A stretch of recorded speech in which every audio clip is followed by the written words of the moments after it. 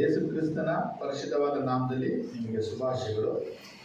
ನಾವು ನೆಹೆಮ್ಯ ಪುಸ್ತಕದ ಅಧ್ಯಾಯ 4 ನಾವು ಧ್ಯಾನಿಸ್ತಾ ಇದ್ದೀವಿ. ನಾವು ಧ್ಯಾನಿಸ್ತಾ ಇರುವಂಥ ಮುಖ್ಯ ವಿಷಯಗಳೇ ಸೈತಾನನ ತಂತ್ರಗಳು.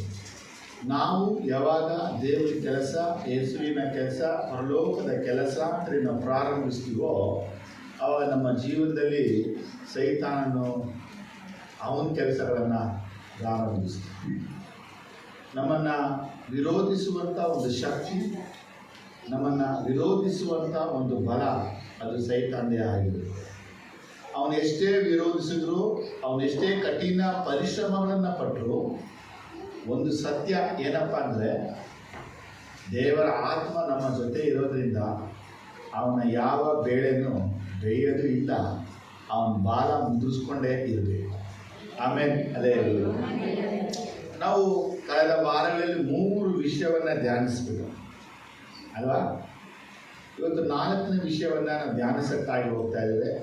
4ನೇ ಅಧ್ಯಾಯದಲ್ಲಿ 11 ಮತ್ತು 12. ಕಳೆದ ವಾರ ನಾವೇನು ಧ್ಯಾನ ಮಾಡಿದಂದರೆ, ಜನಗಳು ಡಿಸ್ಕರೇಜ್ ಆಗಿಬಿಟ್ಟು ನಿರುತ್ಸಾಹಕ್ಕೆ ಒಳಗಾಗ. ಜನ ನಿರುತ್ಸಾಹಕ್ಕೆ ಒಳಗಾಗಲು ಕಾರಣ ಏನಂದರೆ, ಧೂಳಿನ ರಾಶಿ, ಕಸ ಕಡ್ಡಿಗಳು. ಹಾಗೆ ನಿಮ್ಮ ಮನೆಗಳಲ್ಲಿ ನೀವು ಕಸ ತೆಗೆಯೋಕ್ಕಾಗಿ ನೀವು ಸ್ಟಾರ್ಟ್ ಮಾಡಿದ್ರೆ ತೆಗೀತಾ ಇರೋ ಕಸಗಳು ಬರ್ತಾನೇ ಇರುತ್ತೆ. ಆಗ ನೀವು ಬೇಸರದ್ಬಿಟ್ಟು ಬಿಡಾಪತ್ತು ಎಷ್ಟು ತೆಗೆದ್ರು ಕಸ, ನೀವಾಗೇನೋ ನಿರುತ್ಸಾಹಕ್ಕೆ ಒಳಗಾಗ್ತೀರ. ಹಾಗೆಯೇ ಯೆರೂಸಲೇಮಿನ ಈ ಪೌಳಿ ಗೋಡೆಗಳನ್ನು ಕಟ್ಟುತ್ತಾ ಇದ್ದಂಥ ಯಹೂದ್ಯ ಜನಗಳು ಬಹಳ ನಿರುತ್ಸಾಹಕ್ಕೆ ಒಳಗಾಗುವುದು. ಒಂದು ವಿಷಯ ಚೆನ್ನಾಗಿ ತಿಳ್ಕೊಳ್ಬೇಕು. ಯಾವ ಕೆಲಸ ಮಾಡುವಾಗ ನಿಮಗೆ ನಿರುತ್ಸಾಹ ಬರ್ತಾ ಇದೆಯೋ ಅದು ಸೈತಾನನ ತಂತ್ರ. ನಿಮಗೆ ದಣಿಯೋದು, ಸುಸ್ತಾಗೋದು, ಆಯಾಸಗೊಳ್ಳೋದು, ಏನೋ ಒಂದು ಮಾಡಿಬಿಡ್ತಾನೆ. ಯಾಕೆ ಇದನ್ನು ಮಾಡ್ತಾನಂದರೆ, ನಿಮ್ಮೊಳಗೆ ಬೇಸರ ಬರಬೇಕು. ಆದರೆ ದೇವ್ರ ಮಕ್ಕಳು ಅಂತ ತಿಳ್ಕೊಳ್ಬೇಕು, ಸೈತಾನನ ನಿರುತ್ಸಾಹಗಳಿಗೆ ನಾವು ಒಳಗಾಗದೆ ನಮ್ಮ ಉತ್ಸಾಹದಿಂದ ಅವನನ್ನು ಏನು ಮಾಡಬೇಕು? ಓಡಿಸ್ಬೇಕು. ಹೇಳಿ ಆಮೇಲೆ. ಅಲ್ಲೇಲುಯ್ಯ.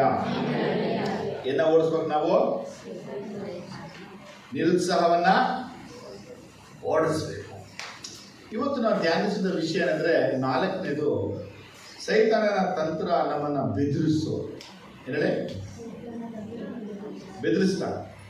ಅಥವಾ ಅದನ್ನು ಇಂಗ್ಲೀಷಲ್ಲಿ ಫಿಯರ್ ಅಂತ ಹೇಳ್ಬೋದು, ಕನ್ನಡದಲ್ಲಿ ಬೆದರಿಸೋದು, ಎದುರಿಸೋದು. ನೆಹೆಮ್ಯ 4:11-12.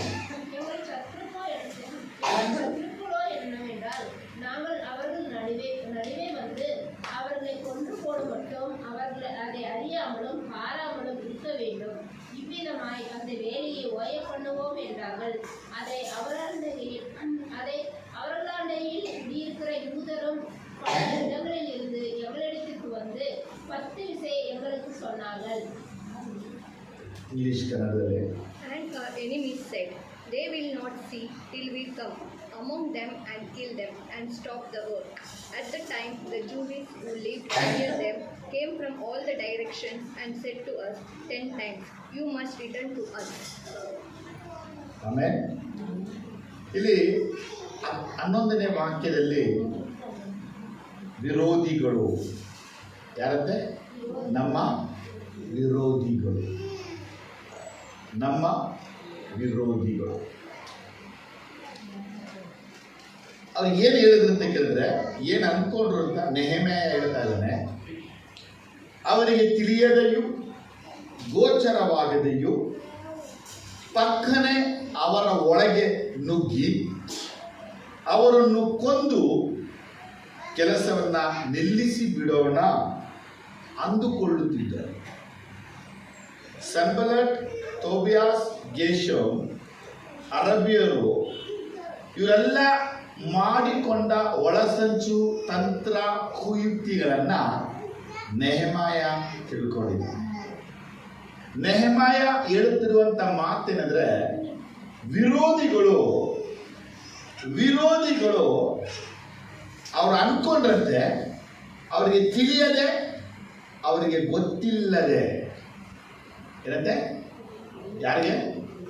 ನಮಗೆ ಏನು ತಿಳಿಯದೆ, ನಮಗೇನು ಗೊತ್ತಿಲ್ಲದಲ್ಲಿ ಪಕ್ಕನೆ ನಮ್ಮ ಒಳಗಡೆ ನುಗ್ಗಿಬಿಟ್ಟು, ಎಲ್ಲಿ ನುಗ್ಗೋದು? ನಮ್ಮ ಒಳಗೆ ನುಗ್ಗಿಬಿಟ್ಟು ನಮ್ಮನ್ನ ಕೊಂದುಬಿಟ್ಟು ದೇವರಿಗೆ ಕೆಲಸ ಏನು ಮಾಡೋದು? ನಿಲ್ಲಿಸಿ. ಯಾರ ಪ್ಲಾನ್ ಇದು? ಯಾರ ಪ್ಲಾನ್ ಇದು? ಸೈತಾನನ ಪ್ಲಾನ್. ಇವತ್ತು ನಾವು ಏನು ತಿಳ್ಕೊಳ್ತೀವಿ ಅಂದ್ರೆ, ಯಾವಾಗ ನಮ್ಮ ಜೀವನದಲ್ಲಿ ನಾವು ತಿಳಿಯದೆ, ಏನು ನಮಗೆ ಗೊತ್ತಿಲ್ಲದೆ ಇರುವಂತ ವೇಳೆಯಲ್ಲೇ ಸೈತಾನ ಕ್ರಿಯೆಗಳು ನಡೆಯೋದು. ಅದನ್ನು ಹೆಂಗೆ ಹೇಳ್ಬೋದು? ಅದೆಲ್ಲ ಯಾವಾಗ ನಡೀತಿದೆ ಅಂದ್ರೆ, ನಮ್ಮ ಜೀವನದಲ್ಲಿ ಯಾವಾಗೆಲ್ಲ ನಮಗೆ ಗಮನನೇ ಕೊಡಲ್ಲ. ನಾವು ಯಾವ ಕಡೆ ಆ ಕಡೆ ಗಮನ ಕೊಡದೆ ಆರಾಮಾಗಿ ಹೆಂಗಿರ್ತೀವಿ ಹೌದಾ?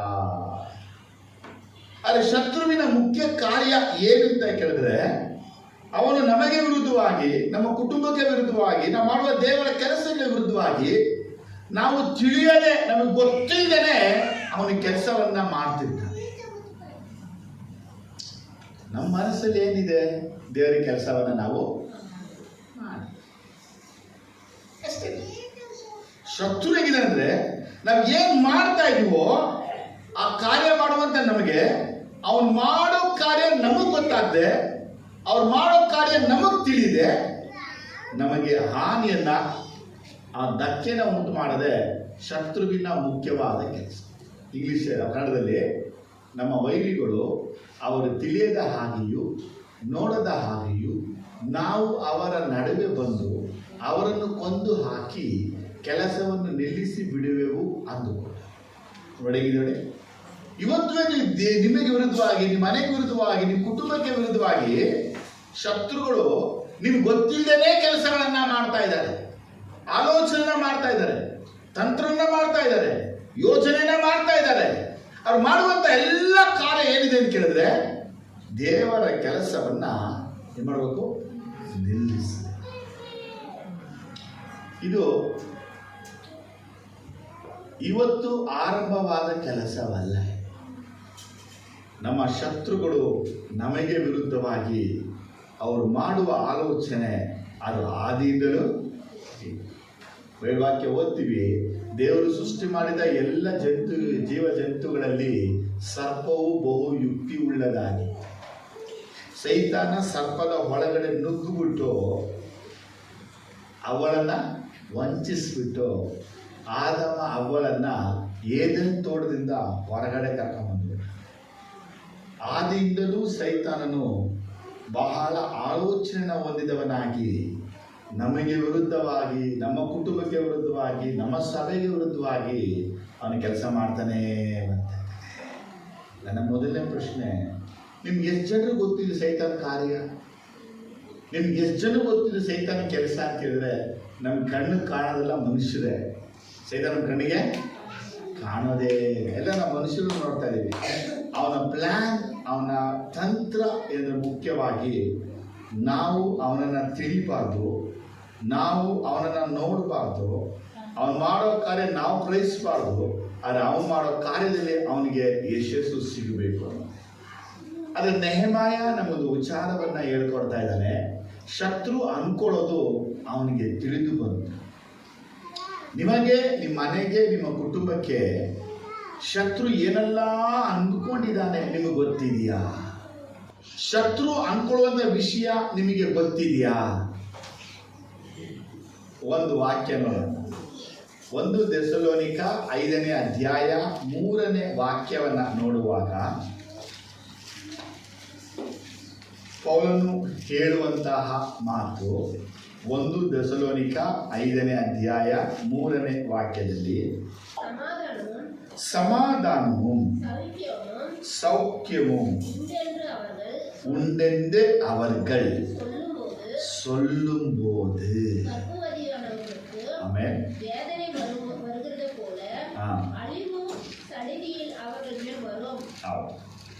ಏನ್ ಬಯಲ್ಪಡಿದೆ ಕೇಳಿದ್ರೆ, ಸಮಾಧಾನವಾಗಿಯೂ ಸುರಕ್ಷಿತವಾಗಿಯೂ ಇರುತ್ತೇವೆಂದು ಜನರು ಹೇಳುತ್ತಿರುವಾಗಲೇ ಅವರ ಮೇಲೆ ನಾಶನವು, ಗರ್ಭಿಣಿಗೆ ಪ್ರಸವ ವೇದನೆಯು ಬರುವ ಪ್ರಕಾರ ಅವರು ಹೇಗೋ ತಪ್ಪಿಸಿಕೊಳ್ಳಲಾರ.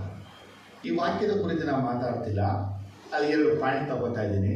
ಒಂದು ಸಮಾಧಾನ, ಇನ್ನೊಂದು ಸುರಕ್ಷಿತವಾಗಿ. ಯಾವಾಗ ನೀವು ಸಮಾಧಾನವಾಗಿರ್ತೀರಾ, ಸುರಕ್ಷಿತವಾಗಿರ್ತೀರಾ, ಆ ಟೈಮಲ್ಲಿ ನೀವು ಗೊತ್ತಿಲ್ಲದೇನೆ ಸೈತನ ಒಂದು ತಂತ್ರವನ್ನು ಮಾಡ್ತೀವಿ. ನಾವು ಯಾವಾಗ ಇರ್ತೀವೋ, ಯಾವಾಗ ಸ್ವಸ್ಥ ಬುದ್ಧಿಯಿಂದ ಇರ್ತೀವೋ, ತುಂಬ ಕಾವಲನ್ನು ಕಾಯ್ತಾ ಕೂತಿರ್ತೀವೋ, ಆಗ ಶತ್ರು ಯಾವ ಕೆಲಸನೂ ಮಾಡಲ್ಲ. ಅವ್ನು ಗೊತ್ತು ಇದೇನಾಗ್ಬಿಟ್ರೆ ಈಗ ಅಲರ್ಟ್ ಆಗೋರೆ. ಯಾವಾಗ ನಾವು ಸಮಾಧಾನವಾಗಿರ್ತೀವೋ ದಿಢೀರಿದ್ದಲ್ಲಿ ಆಕಸ್ಮಿಕವಾಗಿ ಒಂದು ಗಂಡಾಂತರ, ಒಂದು ಸಮಸ್ಯೆ ನಾವು. ನೆಹೆಮಾಯ ನಮ್ಗೆ ಏನು ಕೊಡ್ತಾ ಇದ್ರೆ, ದೇವರ ಮಕ್ಕಳುಗಳು ಯಾವತ್ತುವೇ ಸೈತಾನನ ತಂತ್ರಗಳ ಕುರಿತು ಅರಿವುಳ್ಳವರಾಗಿರ್ಬೇಕು. ಯಾಕೆ ನಾವು ಅರಿವುಳ್ಳವರಾಗಿರ್ಬೇಕಂದ್ರೆ, ನಾವು ಸಮಾಧಾನವಾಗಿದ್ದೀವಿ, ನಾವು ಸುರಕ್ಷಿತವಾಗಿದ್ದೀವಿ, ನಾವು ಚೆನ್ನಾಗಿದ್ದೀವಿ ಅಂತ ಯಾವಾಗ ಅನ್ಕೋತೀವೋ ಆಗಲೇ ಪೆಟ್ಟುಗಳು, ಆಗಲೇ ಹೊಡೆತಗಳು, ಆಗಲೇ ವ್ಯಾಧಿ, ಆಗಲೇ ಸಮಸ್ಯೆ, ಆಗಲೇ ಹಿಂಸೆ ಮನೆಗೂ ಕುಟುಂಬಕ್ಕೂ ಬಂದ್ಬಿಡುತ್ತೆ. ಸಮ್ಟೈಮ್ಸ್ ನೋಡಿ ನೀವು, ಬಿಡಪ್ಪ ಎಲ್ಲ ಸೆಟಪ್ ಚೆನ್ನಾಗಿದೆ, ನಾ ಆರಾಮಾಗಿದ್ದೀನಿ ಅನ್ಕೊಂಡ್ರಿ, ದಿಢೀರ್ ಜಾರು ಬಿದ್ದರು, ಕಾಲು ಉಳುಕ್ಬಿಡ್ತು, ಗಾಡಿ ಆಕ್ಸಿಡೆಂಟ್ ಆಗೋಯ್ತು, gas stove blast, cylinder blast ಆಗೋಯ್ತು, ಕುಕ್ಕರ್ ಬ್ಲಾಸ್ಟ್ ಆಗೋಯ್ತು. ಸಡನ್ ನೀವು ಎಕ್ಸ್ಪೆಕ್ಟ್ ಮಾಡದೇ ಇದ್ದಾಗ, ನೀವು ಎದುರು ನೋಡದೇ ಇದ್ದಾಗ, ನೀವು ಊಹಿಸದೇ ಇದ್ದಾಗ, ನೀವು ಕಲ್ಪಿಸದೇ ಇದ್ದಾಗ ಸೈತಾನ ಆ ಟೈಮಲ್ಲಿ ಅಟ್ಯಾಕ್ಗಳನ್ನು ಮಾಡ್ತಾನೆ. ನಮಗೆಲ್ಲ ಹೆಂಗಿರ್ತೀವಂದರೆ, ಏನಾದರೂ ಒಂದು ಸಮಸ್ಯೆ ಬಂದಾಗ ನಿರಂತರ ಪ್ರಾರ್ಥನೆಯಲ್ಲಿ ನಾವು ಇರ್ತೀವಿ. ಅದು ನಿಂತು ಹೋದಾಗ ನಾವೇನು ಮಾಡ್ತೀವಿ, ನಿಲ್ಲಿಸ್ತೀವಿ. ಅವನು ಹೆಂಗಿದೆ ಅಂದರೆ, ನಾವು ನಿಲ್ಲಿಸದನ್ನೇ ಕಾಯ್ತಾ ಇರ್ತಾನೆ. ನಾವು ಯಾವಾಗ ನಿಲ್ಲಿಸ್ತೀವೋ ಏನು ಮಾಡ್ತಾನೆ, ಸ್ಟಾರ್ಟ್ ನೋಡ್ದು ಸುತ್ತಮುತ್ತ ನೋಡ್ದು ಎಲ್ಲ ಪರಿಸ್ಥಿತಿ ಹೆಂಗಿದೆ, ಸಮಾಧಾನವಾಗಿದೆ. ಅದು ನಮ್ಮ ತಲೆಗೆ ಏನು ಅನಿಸುತ್ತೆ, ಸತ್ರೋ ಓಡಿ ಹೋಗ್ಬಿಟ್ಟ, ಈಗೇನು ಸಮಸ್ಯೆ ನಮಗೆ ಇಲ್ಲ. ಅದು ಯಾವಾಗ ನೀವು ಅಲರ್ಟ್ ಆಗಿಲ್ವೋ, ಎಚ್ಚರವಾಗಿಲ್ವೋ, ಕಾವಲು ಕಾಯಲಿಲ್ವೋ, ಪ್ರಾರ್ಥನೆ ನಿಲ್ಲಿಸ್ಬಿಟ್ವೋ, ಆಗಲೇ ಅವನು ತನ್ನ ಅಟ್ಯಾಕನ್ನು ಮಾಡ. ನೆಹೆಮಾಯ ನಮ್ಗೆ ಹೇಳುವಂಥ ವಿಷಯ ಏನೆಂದರೆ, ದೇವ್ರ ಮಕ್ಕಳು ನಾವು ಸಮಾಧಾನವಾಗಿದ್ದೀವಿ, ನಾವು ಸುರಕ್ಷಿತವಾಗಿದ್ದೀವಿ, ನಾವು ಚೆನ್ನಾಗಿದ್ದೀವಿ, ನಮ್ಗೆ ಯಾವ ಯೋಚನೆ ಇಲ್ಲ, ನಮಗೇನು ಇಲ್ಲ ಅಂತೇಳಿ ಯಾರಿಗಾದ್ರೂ ಹೋಗಿ ಒಂದು ಸಾಕ್ಷ್ಯನ ಹೇಳಿದಾಗ ಅವತ್ತಿನ ದಿನಾನೇ ಅವ್ರಿಗೆ ಅಟ್ಯಾಕ್ ಆಗುತ್ತೆ. ಓಹ್, ನಾವು ಚೆನ್ನಾಗಿದ್ದೀವಪ್ಪ, ಇಲ್ಲಿ ತನಕ ಏನೋ ಇತ್ತು, ನಮ್ಗೇನಿದೆ, ನಾವು ಚೆನ್ನಾಗಿದ್ದೀವಿ, ಅವತ್ತು ರಾತ್ರಿ ನಿಮ್ಗೊಂದು ಅಟ್ಯಾಕ್.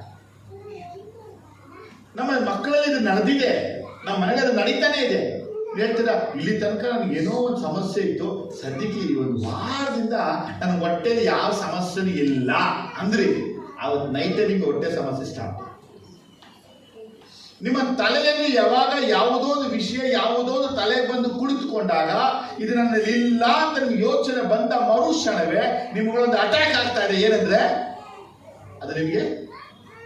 ಅದಕ್ಕೆ ದೇವರ ಮಕ್ಕಳು ತಿಳಿಯುವಂತ ಒಂದು ಸತ್ಯ ಏನಂದ್ರೆ, ಅವರು ಯಾವಾಗಲೂ ಎಚ್ಚರವಾಗಿರ್ಬೇಕು. ನಾವು ಸಮಾಧಾನವಾಗಿರುವಾಗ ನಮ್ಮ ಮೇಲೆ ಬರ್ತಾನೆ, ನಾವು ಸುರಕ್ಷಿತವಾಗಿರೋ ನಮ್ಮ ಮೇಲೆ ಬರ್ತಾನೆ. ನಾವು ಅನ್ಕೊಂಡಿದ್ರೆ ನಾವು ಸುರಕ್ಷಿತವಾಗಿದ್ವಿ, ನಮ್ಮ ಹತ್ರ ಬರಕ್ಕೆ ಸಾಧ್ಯ ಇಲ್ಲ, ಅವನು ಬಂದೇ.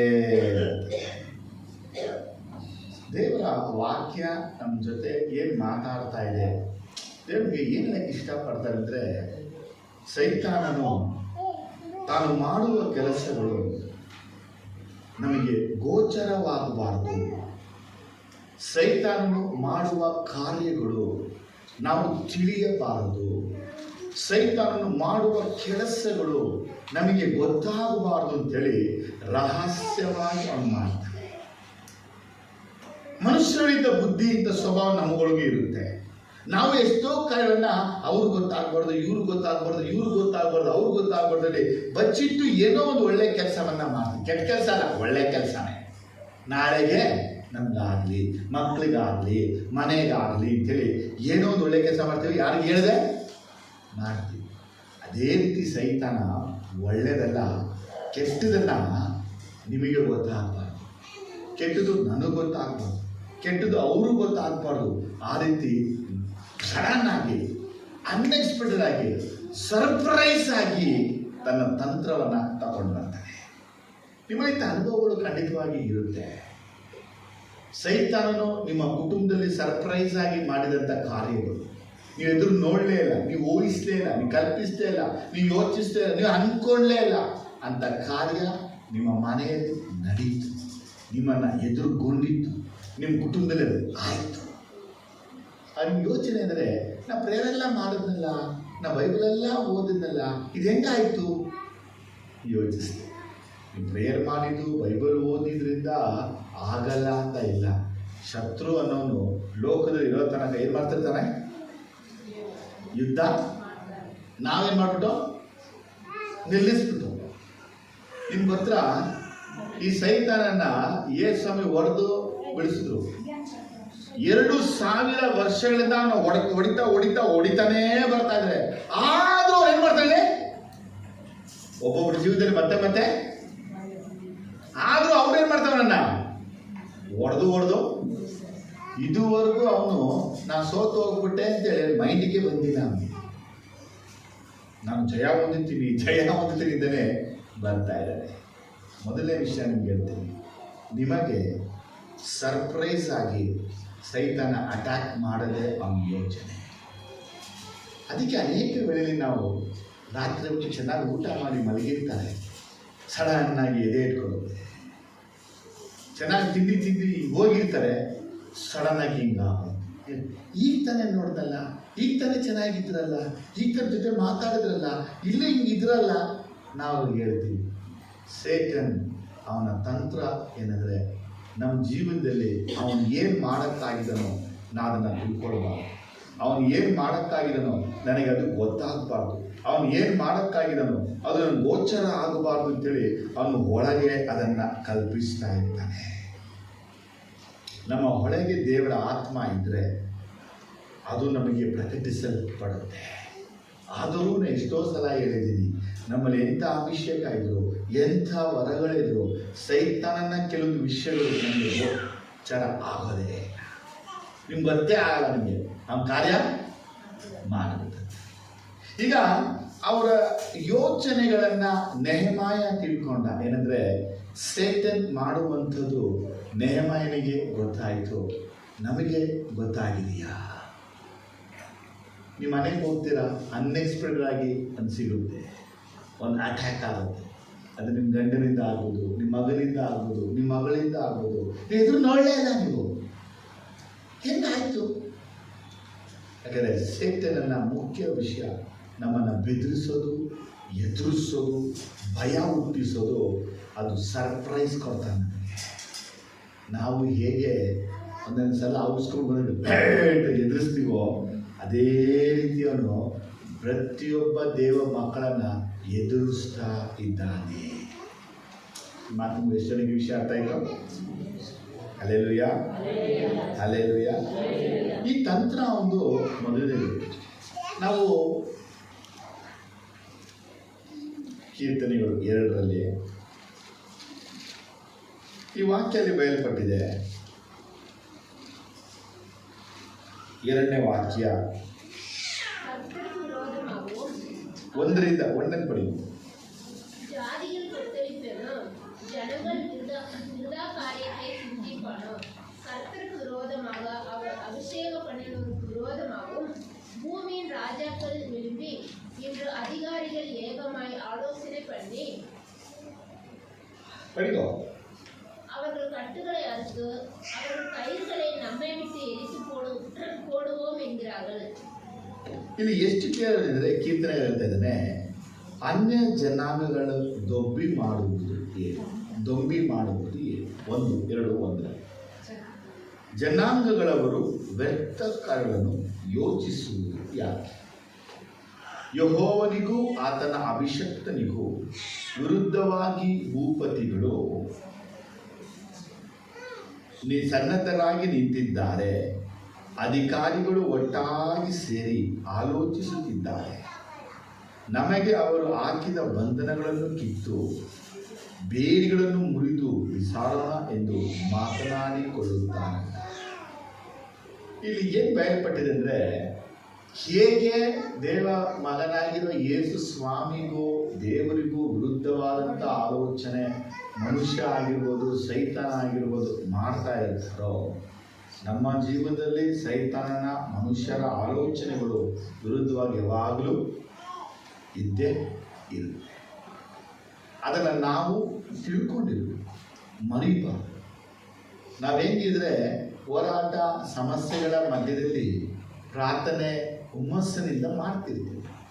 ಎಲ್ಲ ಶಾಂತ ಆಯಿತು, ಎಲ್ಲ ಸಮಾಧಾನ ಆಗಿದೆ, ಈಗೇನು ಸೈತಾನ ಕಾಟವೇ ಇಲ್ಲ ಅಂದ್ಕೊಂಡು ನಾವು ಮರೆತು ಬಿಡ್ತೀವಲ್ವಾ, ಆಗಲೇ ಅವನು ಸಡನ್ ಆಗಿ ನಮ್ಮ ಜೀವನದಲ್ಲಿ ಪ್ರವೇಶಿಸಿ ದೊಡ್ಡವರಿಗೂ ಚಿಕ್ಕವರಿಗೂ ಗಂಡಸಿಗೋ ಹೆಂಡತಿಗೋ ಮಗನಿಗೋ ಮಗಳಿಗೋ ಶರೀರದಲ್ಲಿ ಒಂದು ಕುಟುಂಬದಲ್ಲಿ ಏನೋ ಒಂದು ಸಮಸ್ಯೆನ ತಗೊಂಡು ಆಗ ನಾವು ಮತ್ತೆ ಏನು ಮಾಡ್ತೀವಿ, ಏಸಪ್ಪ ಅಂತ ಪ್ರಾರ್ಥಿಸಕ್ಕೆ ಹೋಗ್ತೀವಿ, ಸೈತಾನನ ಗದರಿಸಕ್ಕಾಗಿ ಹೋಗ್ತೀವಿ. ಯಾಕಂದರೆ ನಾವು ಮರೆತು ಬಿಟ್ಟು ಶತ್ರು ನಮಗೆ ವಿರುದ್ಧವಾಗಿ ನಮಗೆ ತಿಳಿಯದೆ ಗೊತ್ತಿಲ್ಲದೆ ಕಾರ್ಯಗಳನ್ನು ಮಾಡ್ತಾ ಇದ್ದಾರೆ. ಆಮೇಲೆ ಕೀರ್ತನೆ 83:4 ಓದುವಾಗ, ಬನ್ನಿರಿ, ಅವರು ಜನಾಂಗವಾಗಿ ಉಳಿಯದಂತೆಯೂ ಇಸ್ರಾಯೇಲ್ ಎಂಬ ಹೆಸರು ಅಳಿದು ಹೋಗುವಂತೆಯೂ ಅವರನ್ನು ಸಂಹರಿಸೋಣ ಅಂದುಕೊಳ್ಳುತ್ತಾರೆ. ನೋಡಿ 83 ಹೇಳಲ್ಪಟ್ಟಿದೆ, ಬನ್ನಿರಿ, ಅವರು ಜನಾಂಗವಾಗಿ ಉಳಿಯದಂತೆಯೂ ಇಸ್ರಾಯೇಲ್ ಎಂಬ ಹೆಸರು ಅಳಿದು ಹೋಗುವಂತೆಯೂ ಅವರನ್ನು ಸಂಹರಿಸೋಣ ಎಂದು ಅಂದುಕೊಳ್ಳುತ್ತಾರೆ. ಆದರೆ ಇದು ಆರಂಭದಿಂದ ಅಂತ್ಯದ ತನಕ ಮನುಷ್ಯರುಗಳಾಗಿರ್ಬೋದು, ಆತ್ಮೀಯ ಅಂದರೆ ಸೈತಾನ ಆಗಿರ್ಬೋದು, ನಾವು ಉಳಿಯದಂತೆ ನಾಶಪಡಿಸಬೇಕಾಗಿ ಅವರು ತಂತ್ರನ ಮಾಡ್ತಾನೆ ಇರ್ತಾರೆ. 64ನೇ ಕೀರ್ತನೆಯಲ್ಲಿ 5 ಮತ್ತು 6 ನಾವು ಓದುವಾಗ, ದುಷ್ಟತ್ವಕ್ಕಾಗಿ ಮನಸ್ಸನ್ನು ದೃಢಪಡಿಸಿಕೊಂಡು ತಮ್ಮೊಳಗೆ ರಹಸ್ಯವಾಗಿ ಬಲೆಯನ್ನು ಒಡ್ಡೋಣ. ನಮ್ಮನ್ನು ನೋಡುವವರು ಯಾರು? ಅವರು ಕೇಡನ್ನು ಕಲ್ಪಿಸಿ ಒಳ್ಳೆ ಉಪಾಯವನ್ನು ಕಂಡುಕೊಂಡಿದ್ದೇವೆ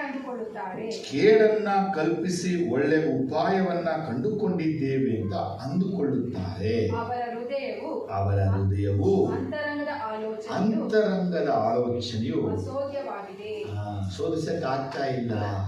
ಏನಂದ್ರೆ ದುಷ್ಟ ಒಂದು ಕೇಡನ್ನ ಕಲ್ಪಿಸ್ತಾನೆ, ಅದು ಅವನಿಗೆ ಹೆಂಗಿದೆ ಅಂದರೆ ಒಳ್ಳೆ ಉಪಾಯದಂತಿದೆ. ದೇವ್ರ ಮಕ್ಕಳು ತಿಳಿಬೇಕು, ಒಂದು ಲೌಕಿಕವಾಗಿ ಇನ್ನೊಂದು ಆತ್ಮಿಕವಾಗಿ ಸೈತಾನ ನಮಗೆ ವಿರುದ್ಧವಾಗಿ ಕೇಡುಗಳನ್ನು, ಆಲೋಚನೆಗಳನ್ನು, ಬಲೆಯನ್ನು, ಬೋಲನ್ನು, ಉರುಳನ್ನು, ಪಾಶವನ್ನು ಸರ್ಪ್ರೈಸ್ ಆಗಿ ನಮ್ಮ ಜೀವನದಲ್ಲಿ ಇಟ್ಟಿರ್ತಾನೆ. ಅವನು ಏನು ಮಾಡೋಕ್ಕಾಗಿದ್ದಾನೆ, ಏನು ಮಾಡ್ತಾನೆ, ಎಲ್ಲಿ ಮಾಡ್ತಾನೆ, ಹೆಂಗೆ ಮಾಡ್ತಾನೆ, ಯಾವ ರೀತಿ ಮಾಡ್ತಾನೆ, ಯಾವ ಥರ ಮಾಡ್ತಾನೆ ಅಂಥೇಳಿ ನಮಗೇನುವೆ ಗೊತ್ತೇ ಆಗಲ್ಲ. ಹಾಗಾಗಿ ನಾವು ಯಾವತ್ತೂ ಪ್ರಾರ್ಥನೆಯಲ್ಲಿ, ದೇವರಲ್ಲಿ, ವಾಕ್ಯದಲ್ಲಿ ನಿರಂತರವಾಗಿ ಇದ್ರೇ ಅವುಗಳನ್ನು ನಾವು ಜಯಿಸೋಕ್ಕೆ ಸಾಧ್ಯ. ನಮ್ಮ ಒಂದು ನ್ಯೂನತೆ ಏನಪ್ಪ ಅಂದರೆ, ಹೋರಾಟದ ಸಮಯದಲ್ಲಿ ಚೆನ್ನಾಗಿ ಹೋರಾಡ್ತೀವಿ, ಜಯ ಒಂದ್ಬಿಟ್ರೆ ಸುಮ್ಮನೆ ಕೂತ್ಕೊಳ್ತೀವಿ. ಯಾವಾಗ ಜಯ ಹೊಂದಿದೆ ಅಂತೇಳಿ ಮನಸ್ಸು ಬಂದು ಸುಮ್ಮನೆ ಕೂತ್ಕೊಂಡು ಆಗಲೇ ನಮ್ಮ ಜೀವನದಲ್ಲಿ ಇನ್ನೊಂದು ಸಮಸ್ಯೆಗಳನ್ನು ತರ. ನೀವು ನೋಡಿರ್ಬೋದು, ಒಂದು ಪೆಟ್ಟಾದ್ರೆ ಇನ್ನೊಂದು ಪೆಟ್ಟು, ಒಂದು ಗಾಳಿ ಇನ್ನೊಂದು ಗಾಳಿ, ಒಂದು ಸಮಸ್ಯೆ ಇನ್ನೊಂದು ಸಮಸ್ಯೆ. ಯಾಕೆ ಬಂತು ಅಂತ ಯಾಕಂದರೆ ನೀವು ಸಮಾಧಾನ ಕೂತ್ಬಿಟ್ರಿ. ನಾವು ಯಾವತ್ತೂ ಸೈತಾನ್ಗೆ ಹೆಂಗೆ ಹೊಡಿಬೇಕಂದ್ರೆ, ಅವ್ನು ನಮ್ಮ ವಿರುದ್ಧವಾಗಿ ಎದ್ದೋಳದ ಹಾಗೆ ಚೆನ್ನಾಗಿ ತಲೆ ಹಚ್ಚಬೇಕು. ಅವಾಗ ಏನು ಮಾಡ್ತೀವಿ, ನಮ್ಮ ಹತ್ರನೇನೋ ನಾವು 2-3 ಏಟು ಹೊಡಿತೀವಿ, ಬಿಟ್ಬಿಡ್ತೀವಿ. 2-3 ಏಟು ಬಿಟ್ಬಿಡ್ತೀವಿ. ಬೇಡ, ನಿಮ್ಮ ಮನೆ ಪಲ್ಲಿ ಬಂತು, ಒಂದು ಏಟು ಹೊಡೆದು ಬಿಟ್ಬಿಡಿ, ಪಲ್ಲಿ ಬಾಲ ಕಟ್ಟೆದು ಓಡಾಗಿತ್ತು, ಮತ್ತೇನು ಮಾಡಿದೆ, ಪಲ್ಲಿ ಅಲ್ಲೇ ಬರುತ್ತೆ. ಜಿರಳೆ ಒಂದು ಏಟು ಹೊಡೆದು ಬಿಟ್ಬಿಟ್ರೆ ಮತ್ತೆ ಜಿರಳೆ ಬರುತ್ತೆ. ಅದಕ್ಕೆ ಹೆಂಗೆ ಹೊಡಿಬೇಕಂದ್ರೆ ಸಾಯೋ ರೀತಿ ಹೊಡಿಬೇಕು ಅದನ್ನ. ಮತ್ತೆ ಅದು ಎಷ್ಟು ಜನಕ್ಕೆ ಇದು ಅರ್ಥ ಆಗ್ತಾ ಇದೆ? ಆಮೇಲೆ ಅಲ್ಲೇಲೂಯ. ಸೈತಾನ್ ನಮಗೆ ವಿರುದ್ಧವಾಗಿ, ನಿಮಗೆ ವಿರುದ್ಧವಾಗಿ ರಹಸ್ಯದಲ್ಲಿ ಅವನು ಮಾಡುವ ತಂತ್ರ ಯಂತ್ರದ ಮುಖ್ಯ ಉದ್ದೇಶ ನಮ್ಮನ್ನು ಬೆದರಿಸೋದು, ನಮಗೆ ಭಯ ಹುಟ್ಟಿಸೋದು. ಅವನ ಸರ್ಪ್ರೈಸ್ ಏನಪ್ಪ ಅಂದರೆ ನಾವು ಎದುರ್ಕೊಳ್ಬೇಕು, ನಾವು ನಡುಗಬೇಕು. ನಾವು ಏನನ್ನ, ಯಾವುದನ್ನ, ಯಾರಿಗಾಗಿ ಏನೆಲ್ಲ ಪ್ರಯತ್ನ ಪಟ್ಟು ಮಾಡ್ತಾ ಇದೀವೋ ಆ ಕೆಲಸವನ್ನ ಬಿಟ್ಬಿಡ್ಬೇಕು ಅನ್ನಕ್ಕಾಗಿನೇ ನಮ್ಮನ್ನು ಎದುರಿಸುವಂತ, ಬೆದರಿಸುವಂತ ಕಾರ್ಯಗಳನ್ನ ಮಾಡ್ತಿರ್ತಾನೆ. ಆದರೆ ದೇವರ ಮಕ್ಕಳು ಒಂದು ವಿಷಯ ತಿಳ್ಕೊಳ್ಬೇಕು, ಸೈತಾನ ನೇರವಾಗಿ ನಮ್ಮ ಜೀವನದಲ್ಲಿ ಮಾಡಕ್ಕಾಗಲ್ಲ, ಅವನು ಲೋಕದ ಮುಖಾಂತರವಾಗಿನೇ ಮಾಡೋದು. ಹಲ್ಲೆಲೂಯಾ. ನೇರವಾಗಿ ಸೈತಾನ ಬಂದು ನಿಮ್ಗೆ ಯಾವ ಕಾರ್ಯ ಮಾಡಕ್ಕೆ ಅವನಿಗೆ ಶಕ್ತಿನೇ ಇಲ್ಲ, ಬಲವೂ ಇಲ್ಲ. ಅವನು ನೇರವಾಗಿ ಬರದೆ ಲೋಕದಿಂದ ಬರ್ತಾನೆ. ಯೋಹನ ಸುವಾರ್ತೆ 15ನೇ ಅಧ್ಯಾಯದಲ್ಲಿ ನಿಮ್ಮ ಸತ್ಯವನ್ನು ತಿರುಗಿಸುವಾಗ ಅಲ್ಲಿ ಯೇಸು ಸ್ವಾಮಿ ಹೇಳುವಂತ ತುಂಬಾ ಸೂಪರ್ ಆದ ಮಾತದು. ಯೋಹನ ಸುವಾರ್ತೆ 15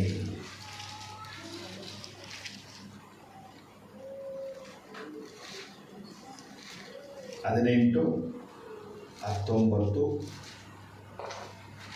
20, 21. ನೀವು ಒಬ್ಬರನ್ನೊಬ್ಬರು ಪ್ರೀತಿಸಬೇಕೆಂದರೆ ಇವುಗಳನ್ನು ನಿಮಗೆ ಆಜ್ಞಾಪಿಸುತ್ತೇನೆ. ಲೋಕವು ನಿಮ್ಮ ಮೇಲೆ ದ್ವೇಷ ಮಾಡುವುದಾದರೆ ಅದು ಮೊದಲು ನನ್ನ ಮೇಲೆ ದ್ವೇಷ ಮಾಡಿದೆಂದು ತಿಳ್ಕೊಳ್ಳಿರಿ. ಮೊದಲು ನಾವು ತಿಳ್ಕೊಳ್ಬೇಕು, ಲೋಕ ನಮ್ಮನ್ನ ದ್ವೇಷ ಮಾಡುತ್ತೆ. ಸೈತಾನ ನಮ್ಮ ಜೀವನದಲ್ಲಿ ನಾವು ತಿಳಿಯದೆ, ಗೊತ್ತಿಲ್ಲದೆ ನಮ್ಮನ್ನ ಬೆದರಿಸುವಂತ ಮಾರ್ಗವೇ ಏನು? ನಮ್ಮನ್ನ ದ್ವೇಷ ಮಾಡುತ್ತೆ. ಯಾವುದು? ಲೋಕ. ಹೇಳಿ, ಸರಿನಾ? ಎರಡನೇ ವಿಷಯ ನೋಡ್ತೀವಿ, ನೀವು ಲೋಕದ ಕಡೆಯವರಾಗಿರುತ್ತಿದ್ದರೆ ಲೋಕವು ನಿಮ್ಮ ಮೇಲೆ ತನ್ನವರೆಂದು ಮಮತೆ ಇಡುತ್ತಿತ್ತು. ಇದನ್ನ ತಿಳ್ಕೊಳ್ಬೇಕು ಯಾವತ್ತಿಗೆ. ಲೋಕ ನಿಮ್ಮ ಮೇಲೆ ಯಾವತ್ತೂ ಮಮತೆ ಇಡುವುದಿಲ್ಲ. ದೇವರ ಮಕ್ಕಳು ಪ್ರೀತಿಯನ್ನ ಲೋಕದಲ್ಲಿ ಹುಡುಕ್ತಾರೆ, ಸುಖವನ್ನ ಲೋಕದಲ್ಲಿ ಹುಡುಕ್ತಾರೆ, ಸಮಾಧಾನವನ್ನ ಲೋಕದಲ್ಲಿ ಹುಡುಕ್ತಾ ಇದೆ. ಅವ್ರಿಗೇನಾದರೂ ಹೆಚ್ಚು ಕಡಿಮೆ ಆದರೆ ಲೋಕಕ್ಕೆ ಓಡೋದು, ಇದು ನನಗೆ ಕೊಡ್ಬೋದು, ಸಿಗಬಹುದು ಅಂತೇಳಿ. ಆದರೆ ದೇವರ ಮಕ್ಕಳು ಚೆನ್ನಾಗಿ ತಿಳ್ಕೊಂಡಿರ್ಬೇಕು, ಲೋಕ ನಿಮ್ಮನ್ನು ದ್ವೇಷಿಸೋ ನಿಮಿತ್ತವಾಗಿ ಲೋಕ ನಿಮ್ಗೆ ಯಾವುದು ಏನು ಜೋರಾಗಿ ಕೊಡದೆ. 20ನೇ ವಾಕ್ಯ ಓದುವಾಗ, ತನಗಿಂತ ಆಳು ದೊಡ್ಡವನಲ್ಲವೆಂಬುದಾಗಿ ನಾನು ನಿಮಗೆ ಹೇಳುವ ಮಾತನ್ನು ಜ್ಞಾಪಕ ಮಾಡಿಕೊಳ್ಳಿರಿ.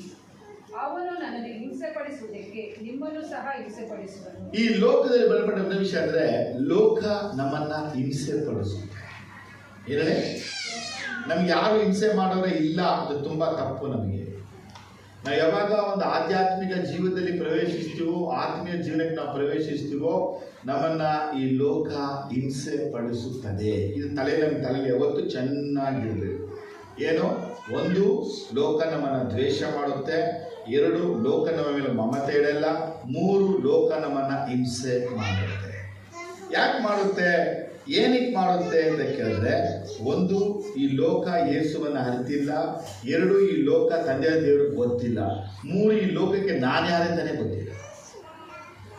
ಆಮೇಲೆ ಅದು ತಂದೆಯ ದೇವರಿಗೂ ಗೊತ್ತಿಲ್ಲ, ಯೇಸು ಸ್ವಾಮಿನೂ ಗೊತ್ತಿಲ್ಲ, ನಾನು ಯಾರಂತನೂ ಗೊತ್ತಿಲ್ಲ. ಹಾಗಾಗಿ ಈ ಲೋಕ ನನ್ನನ್ನು ಏನು ಮಾಡುತ್ತೆ? ದ್ವೇಷ ಮಾಡುತ್ತೆ. ಈಗ ಲೋಕ ಮಾಡುವಂತ ಈ ಕಾರ್ಯಗಳೆಲ್ಲ ಇದರ ಹಿಂದೆ ಇರುವಂತವ್ರು ಯಾರು? ಈಗೇನು ಸೈತಾನ ಅಂತ ನೀವು ಹೇಳ್ಬಿಟ್ರಿ, ಏನಾದ್ರು ನೋಡ್ದಮ್ಮ, ಸೈತಾನ ಅಂತ ನೀವು ಈಗ ಹೇಳ್ಬಿಟ್ರಿ.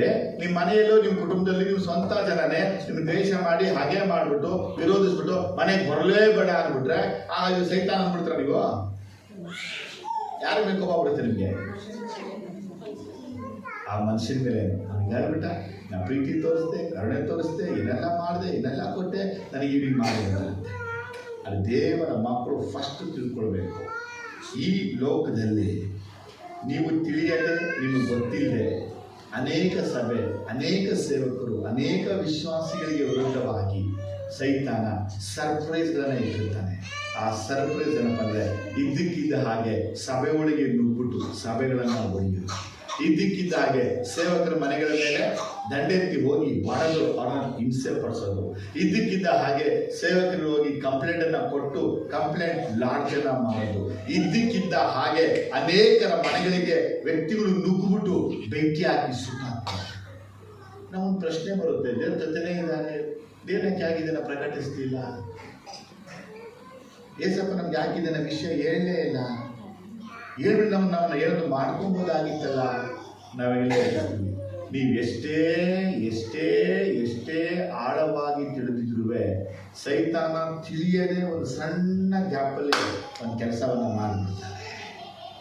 ಆ ಟೈಮಲ್ಲಿ ನಾವು ಎಚ್ಚರಿಕೆಯಿಂದ ಇರಲಿಲ್ಲ ಅಂತ ತಿಳ್ಕೋಬೇಕು. ಆಮೇಲೆ ಎಷ್ಟು ಅರ್ಥ ಆಯ್ತು? ಸ್ತೋತ್ರ. ಬೆಳಗ್ಗೆ ಮೇಲೆ ಎತ್ತಾ ಇಲ್ಲ.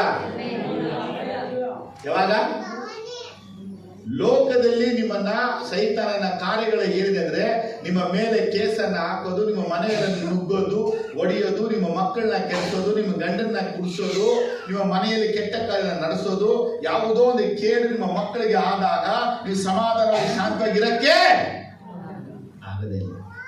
ನಿಮ್ಗೆ ಗೊತ್ತೇ ಆಗಲಿಲ್ವಲ್ಲ, ನನಗೆ ಗೊತ್ತೇ ಆಗಲಿಲ್ವಲ್ಲ, ಈಗ ಎಲ್ಲಿಂದ ಗೊತ್ತಾಗುತ್ತೆ ಹೇಳಿ?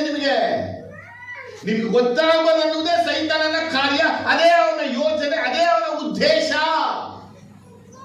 ಯೋಚನೆ ಮಾಡಿ, ಆ ಸೈತಾನ ಬಂದು ಸರ್ಪದ ಒಳಗಡೆ ಬಂದಿದ್ದು ಅವಳಿಗೆ ಗೊತ್ತಿತ್ತ?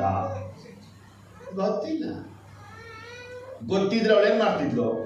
ಕೇಳ್ತಾ ಇರಲಿಲ್ಲ. ಅವಳು ಹೆಂಗೆ ವಂಚಿಸಲ್ಪಟ್ಟಳೋ ಹಾಗೆ ಅನೇಕ ದೇವರ ಮಕ್ಕಳುಗಳು ವಂಚನೆಗೆ ಒಳಗಾಗಿದ್ದಾರೆ. ಹೇಳೋದು ಮೊದಲನೇ ವಿಷಯ, ನಿಮಗೆ ತಿಳಿಯದೆ, ನಿಮಗೆ ಗೊತ್ತಿಲ್ಲದೆ ಸೈತಾನ ನಿಮ್ಮ ಜೀವನದಲ್ಲಿ ವಿರುದ್ಧವಾದ ಆಲೋಚನೆ ಮಾಡ್ತಾನೆ ಇರ್ತಾರೆ. ಅವುಗಳೆಲ್ಲ ನಿಮ್ಮನ್ನು ಬೆದರಿಸುವಂಥ ಕೆಲಸಗಳೇ. ಅದಕ್ಕೆ ನೀವು ಯಾವತ್ತು ಹೇಗೆ ಯೆರೂಸಲೇಮಿನ ಪೌಳಿಗೋಡೆ ಕಟ್ಟುವುದಕ್ಕಾಗಿ, ಒಂದು ವಾಲನ್ನು ಕಟ್ಟುವುದಕ್ಕಾಗಿ ಅವರು ಸಿದ್ಧವಾಗಿ ನಿಂತಿದ್ರು, ಹಾಗೆ ನಾವು ಪ್ರಾರ್ಥನೆ ಎಂಬ ಒಂದು ವಾಲನ್ನು ಕಟ್ಟಬೇಕು. ದೇವರೊಂದಿಗೆ ಸಂಬಂಧ ಅನ್ನುವಂಥ ಐಕ್ಯವಾಗಿ ನಾವು ಇರಬೇಕು. ಆಮೇಲೆ ಹೇಗೆ ಗೋಡೆಗೆ ಜೋಡಣೆ ಆಗ್ತಿ, ಇಟ್ಟಿಗೆಗಳು ಜೋಡಣೆ ಆಗ್ತಿತ್ತು, ಟವರ್ಗಳೆಲ್ಲ ಜೋಡಣೆ ಆಗ್ತಿತ್ತು, ಗೋಡೆಯಲ್ಲಿ ಎಲ್ಲೂ ಒಡಕು ಇರಲಿಲ್ಲ. ಹಾಗೆ ನಾವು ಕ್ರಿಸ್ತನೊಂದಿಗೆ ಒಳ್ಳೆ ಸಂಬಂಧವಿದ್ದಾಗ, ಸಭೆಯಲ್ಲಿ ಒಂದು ಒಳ್ಳೆ ಸಂಬಂಧವಿರುವಾಗ ಸೈತಾನ ನಮ್ಗೆ ಯಾವ ರೀತಿ ಹಾನಿ ಮಾಡೋಕ್ಕೆ ಹಾಗಾದ್ರೆ ಹಾನಿ ಎಲ್ಲಿ ಮಾಡ್ತಾನೆ? ಈ ಯೋಚನೆ ಮಾಡುವಂಥ ವಿಷಯ, ನೀವು ಪ್ರಾಣಿಗಳನ್ನು ನೋಡಿ, ಅವು ಬೇಟೆ ಆಡೋದು ಎಲ್ಲೇ ಅಂದರೆ, ಒಂಟಿ ಪ್ರಾಣಿ ಎಲ್ಲಿರುತ್ತೋ ಗುಂಪಲ್ಲಿದ್ದಾಗ ಅಟ್ಯಾಕ್ ಮಾಡಕ್ಕೆ ಹೋಗುತ್ತೆ. ಅದು ಗೊತ್ತು, ಗುಂಪಲ್ಲಿ ಹೋದ್ರೆ ಅವೆಲ್ಲ ಸೇರಿ ಹೊಡೆದು ಬಿಡುತ್ತೆ. ಹಾಗೆ ದೇವರ ಮಕ್ಕಳು ಅನೇಕರು ಏನು ಮಾಡ್ತಾರೆ, ಸಭೆನ ಬಿಟ್ಟು ಅಲಿತಾ ಇರ್ತಾರೆ, ಸೇವೆ ಬಿಟ್ಬಿಟ್ಟಿರ್ತಾರೆ, ಪ್ರೇಯರ್ ಮಾಡದೇ ಇರ್ತಾರೆ, ಏನೋ ಲೌಕಿಕ ಕಾರ್ಯಗಳಲ್ಲಿ ಎಲ್ಲೋ ಒಬ್ಬರೇ ಇರ್ತಾರೆ. ಅಂಥವ್ರನ್ನ ಹೋಗಿ ಅವನು ಅಟ್ಯಾಕ್ ಮಾಡ್ತಾನೆ. ಅವ್ರಿಗೆ ಗೊತ್ತೇ ಆಗಲ್ಲ, ತಿಳ್ಕೊಳ್ಳೋಕ್ಕೂ ಆಗಲ್ಲ, ದೇವರ ಪ್ರಕಟಣೆ ಕೊಡೋಕ್ಕೂ ಆಗಲ್ಲ. ಪರಿಸ್ಥಿತಿ ಹೆಂಗಿದೆ? ಅವ್ರು ದೇವರನ್ನ ಕೊಡುತ್ತಿಲ್ಲ. ಅದೇ ದೇವರ ಮಕ್ಕಳು ನೆಹೆಮಿನಂತೆ ಇರಬೇಕು. ಶತ್ರುಗಳು ಏನೆಲ್ಲ ಅನ್ಕೋತಾರೋ, ಏನೆಲ್ಲ ಯೋಚಿಸ್ಕೋತಾರೋ, ಏನೆಲ್ಲ ಬೆದರಿಸುವ ಆಲೋಚನೆಗಳನ್ನು ಮಾಡ್ತಾರೋ, ನಾವು ದೇವರ ಆತ್ಮನ ಮುಖಾಂತರ ಅದನ್ನು ತಿಳ್ಕೊಂಡು ಅವರು ನಮ್ಮನ್ನು ಜಯಿಸದ ಹಾಗೆ ನಮ್ಮ ಕೈಗಳನ್ನು ನಾವು ಬಲಪಡಿಸಿಕೊಳ್ಳಬೇಕು. ಬಲಗೆ ಎತ್ತಿದ್ದಲ್ಲ ಇಲ್ವೇ? ಜೋರಾಗಿ. ಸರಿ. ಎರಡನೇ ವಿಷಯ ಅಲ್ಲಿ ಬಯಲುಪಟ್ಟಿದೆ. ಅವ್ರು ಹೇಳ್ತಾರೆ, ಅವರ ಒಳಗೆ ನುಗ್ಗಿ, ಪಕ್ಕನೆ ಅವರ ಒಳಗೆ ನುಗ್ಗಿ. ಅಂದರೆ ನೆಹೆಮಾಯ 4:11 ಏನು ಹೇಳ್ಬಿಟ್ಟಿದ್ರೆ, ನಾವು ಅವರ ಮಧ್ಯದಲ್ಲಿ ಹೋಗೋಣ ಅಂತ ಇದ್ದಾರೆ. ಎಲ್ಲಂತೆ? ಮಧ್ಯ. ಈ ಶತ್ರುವಿನ ಬೆದರಿಸುವಿಕೆ ಹೇಗಿದೆ ಅಂತ ಕೇಳಿದ್ರೆ, ಅವರ ಮಧ್ಯನ ಹೋಗೋಣ ಅಂತ. ಮಧ್ಯ ಆದರೆ ಎಲ್ಲಿ? ಇವಾಗ ಮಧ್ಯದಲ್ಲಿ ಎಲ್ಲರೂ ಏನು ಮಾಡ್ತಾ ಇದ್ದಾರೆ? ಕೆಲಸಗಳನ್ನ ಮಾಡ್ತಾ ಇದ್ದಾರೆ. ಎಲ್ಲರೂ ಕೆಲಸ ಮಾಡುವಂತ ವೇಳೆಯಲ್ಲಿ ಮಧ್ಯದಲ್ಲಿ ಏನಾದ್ರೂ ಸೈತಾನ ಕಾರ್ಯ ನಡೆದರೆ ಏನಾಗುತ್ತೆ? ಕೆಲಸ ಮುಂದೆ ನಡೀತಿದೆ, ಕೆಲಸ ನಿಂತೋಗುತ್ತೆ. ನಡೀತಿದ್ದ ನಿಲ್ಲುತ್ತಾ? ಯಾಕೆ ನಿಲ್ಲುತ್ತೆ? ಇಲ್ವಾ? ಹಾಗೇನೆ ನೀವು ಯಾವಾಗೆಲ್ಲ ದೇವರ ಕೆಲಸಗಳನ್ನು ಮಾಡುವಾಗ, ದೇವರ ಯೋಚನೆಗಳನ್ನು ಮಾಡುವಾಗ, ದೇವರ ಉದ್ದೇಶನ ಮಾಡುವಾಗ ಸೈತಾನ ಹೊರಗಡೆಯಿಂದ ಒಳಗೆ ಬರಲ್ಲ, ಒಳಗಿರಲೇ ಒಬ್ಬರನ್ನ ಎಬ್ಬಿಸ್ತಾನೆ. ಎಲ್ಲಿ ಈಸ್ ಪ್ಲಾನ್ ಏನಪ್ಪಾ ಅಂದ್ರೆ ಅವರ ಹೊರಗಡೆ ನುಗ್ಗಬೇಕು ಅಂತ ಇದ್ದಾನೆ. ಎಲ್ಲಿ ಈಗ ಯೆರೂಸಲೇಮಿನ ಗೋಡೆಗಳನ್ನ ಕಟ್ಟುವಂತ ಈ ಸಮಯಗಳಲ್ಲಿ ಅವರ ಮಧ್ಯಭಾಗದಲ್ಲಿ ಶತ್ರುಗಳು ಬಂದುಬಿಟ್ರೆ ಕೆಲಸ ಏನಾಗುತ್ತೆ? ಹಾಗೇನೆ ಪೌಲ ಹೇಳ್ತಾನೆ, ನಾವು ಹೋದ ಮೇಲೆ ನಿಮ್ಮ ಮಧ್ಯದಿಂದ ಕ್ರೂರವಾದ ತೋಳಗಳು ಎದ್ದು ಯೇಸುವಿನ ಶಿಷ್ಯರನ್ನ ತಮ್ಮ ಹಿಂದೆ ಎಳೆದುಕೊಳ್ಳು. ಏನಂತೆ ವಾಕ್ಯ? 20ನೇ ಚಾಪ್ಟರ್ ಅಪೊಸ್ತಲ ಕೃತ್ಯಗಳಲ್ಲಿ, ಅಪೊಸ್ತಲ ಕೃತ್ಯಗಳು 20ರಲ್ಲಿ 29, 30. ಇಂದಿನ ವಿಷಯದಲ್ಲಿಯೂ ಎಚ್ಚರಿಕೆಯಾಗಿರಿ. ನಾನು ಹೋದ ಮೇಲೆ ಕ್ರೂರವಾದ ತೋಳಗಳು ನಿಮ್ಮೊಳಗೆ ಬರುವುದೆಂದು ನಾನು ಬಲ್ಲೆನು. ಅವು ಹಿಂಡನ್ನು ಕನಿಕರಿಸುವುದಿಲ್ಲ. ಇದಲ್ಲದೆ ನಿಮ್ಮನ್ನು ಕೆಲವರು ಎದ್ದು ವ್ಯತ್ಯಾಸ ಬೋಧನೆಗಳನ್ನು ಮಾಡಿ ಯೇಸುವಿನ ಶಿಷ್ಯರನ್ನು ತಮ್ಮ ಹಿಂದೆ ಎಳೆದುಕೊಳ್ಳುವರು. ನೋಡಿ, ಇಲ್ಲಿ ಎಷ್ಟು ಕ್ಲಿಯರ್ ಆಗಿ ಪೌಲ ಹೇಳ್ತಾ ಇದ್ದಾರೆ ಅಂದ್ರೆ, ನಾವು ಹೋದ ಮೇಲೆ ಕ್ರೂರವಾದ ತೋಳಗಳು ನಿಮ್ಮೊಳಗೆ ಬರುವುದೆಂದು ಬಲ್ಲೆನು. ತೋಳ ಎಲ್ಲಿಂದ ಬರ್ತಾ ಇದೆ? ಒಳಗಡೆನೆ ಬರ್ತಾ ಇದೆ. ಅದು ಹೊರಗಡೆಯಿಂದ. ಹಾಗಾದ್ರೆ ಸಭೆನ ಕೆಡಿಸಿ, ಸಭೆನ ಹಾಳು ಮಾಡಿ, ಸಭೆಗೆ ಸಮಸ್ಯೆಗಳನ್ನ ತರುವಂತರಲ್ಲಿ ಎಲ್ಲಿರ್ತಾರೆ? ಕೆಲವರ ಒಂದು ಮಾತಿದೆ, ನಾವು ಸಭೆ ಬಿಟ್ಬಿಟ್ರೆ ಸಭೆ ಏನಾಗುತ್ತೆ ಗೊತ್ತಾ? ನಾವು ಸಭೆಯಲ್ಲಿ ಇರೋದ್ರಿಂದನೇ ಸಭೆ ನಿಂತ್ಕೊಂಡಿರೋದು. ಕೆಲವು ಮಾತುಗಳು. ನಾನು ಬರ್ದೆ ಹೋದ್ರೆ, ನಾನು ಕಾಣಿಕೆ ಹಾಕದೆ ಹೋದ್ರೆ ನಿಮ್ಮ ಕತೆ ಏನು ಗೊತ್ತಾ? ನಮ್ಮ ಕುಟುಂಬವಾಗಿ ಇರೋದ್ರಿಂದಲೇ ಸಭೆ ಇವತ್ತು ನಿಂತ್ಕೊಂಡಿದೆ. ಈ ಮನುಷ್ಯರುಗಳು ಒಂದನ್ನ ಮರೆತು ಬಿಟ್ರು. ಯೇಸು ಹೇಳಿದ್ದು, ನಾನು ನಿಮ್ಮ ಸಭೆ ಕಟ್ತೀನಿ. ಯೇಸು ಹೇಳಿದ್ರು, ನಾನು ನಿಮ್ಮ ಸಭೆ ಕಟ್ತೀನಿ. ಹೇಳಿದ್ರು, ನನ್ನನ್ನ ನಿಮ್ಮನ. ಈಗ ನನ್ನ ಸಭೆ ಅಂತ ಯೇಸು ಹೇಳಿದ ಮೇಲೆ ಅಲ್ಲಿ ಯಾರಿದ್ದಾರೆ ಯಾರಿಲ್ಲ ಅದು ಸರಿ. ಒಂದು ಪ್ರಶ್ನೆ ಕೇಳ್ತೀನಿ ಕೇಳಿ. ಸೈತಾನ ಪರಲೋಕ ಬಿಟ್ಟು ಬಂದ ಇಲ್ವಾ? ಸರಿ, ಪರಲೋಕದಲ್ಲಿ ಏನ್ ಕಡಿಮೆ ಆಯ್ತು ಹೇಳಿ ನೋಡ. ಇದನ್ನ ಚೊಲ್ ಪರಲೋಕದಿಂದ ಸೈತಾನ ದೂತರೆಲ್ಲ ಹೊರಗೆ ಬಂದ ಮೇಲೆ ಪರಲೋಕದಲ್ಲಿ ಏನಾದ್ರೂ ಕಡಿಮೆ ಆಯ್ತಾ? ಏನಾಗಿಲ್ವಾ? ಸರಿ, ಯಾರು ಕಡಿಮೆ ಆಯ್ತು? ಈ ಅನೇಕರ ಮಾತುಗಳೇನಪ್ಪ ಅಂದ್ರೆ, ನಾ ಇಲ್ಲ ಅಂದ್ರೆ, ನಾ ಬರಲ್ಲ ಅಂದ್ರೆ, ನಾ ಹೋಗಲ್ಲ ಅಂದ್ರೆ, ನಾ ಸಭೆ ಬಿಟ್ಬಿಟ್ರೆ ಹಿಂಗೆಲ್ಲ ಆಗ್ಬಿಡುತ್ತೆ. ಇವರೆಲ್ಲ ಮರ್ತು ಬಿಟ್ರು. ಪರಲೋಕದಿಂದ ದೊಬ್ಬಲ್ಪಟ್ಟ 303 ಕೋಟಿ ಸೈತಾನ ಅವನ ದೂತರೆಲ್ಲ ಹಿಡಿದಾಗ ಪರಲೋಕಕ್ಕೆ ಏನು ಕಡಿಮೆ ಆಗಿಲ್ಲ ಅಂದ್ಮೇಲೆ ನಮ್ಮ ಸಭೆಗೂ ಯಾವ ಕಡಿಮೆ ಆಗೋದೇ ಇಲ್ಲ.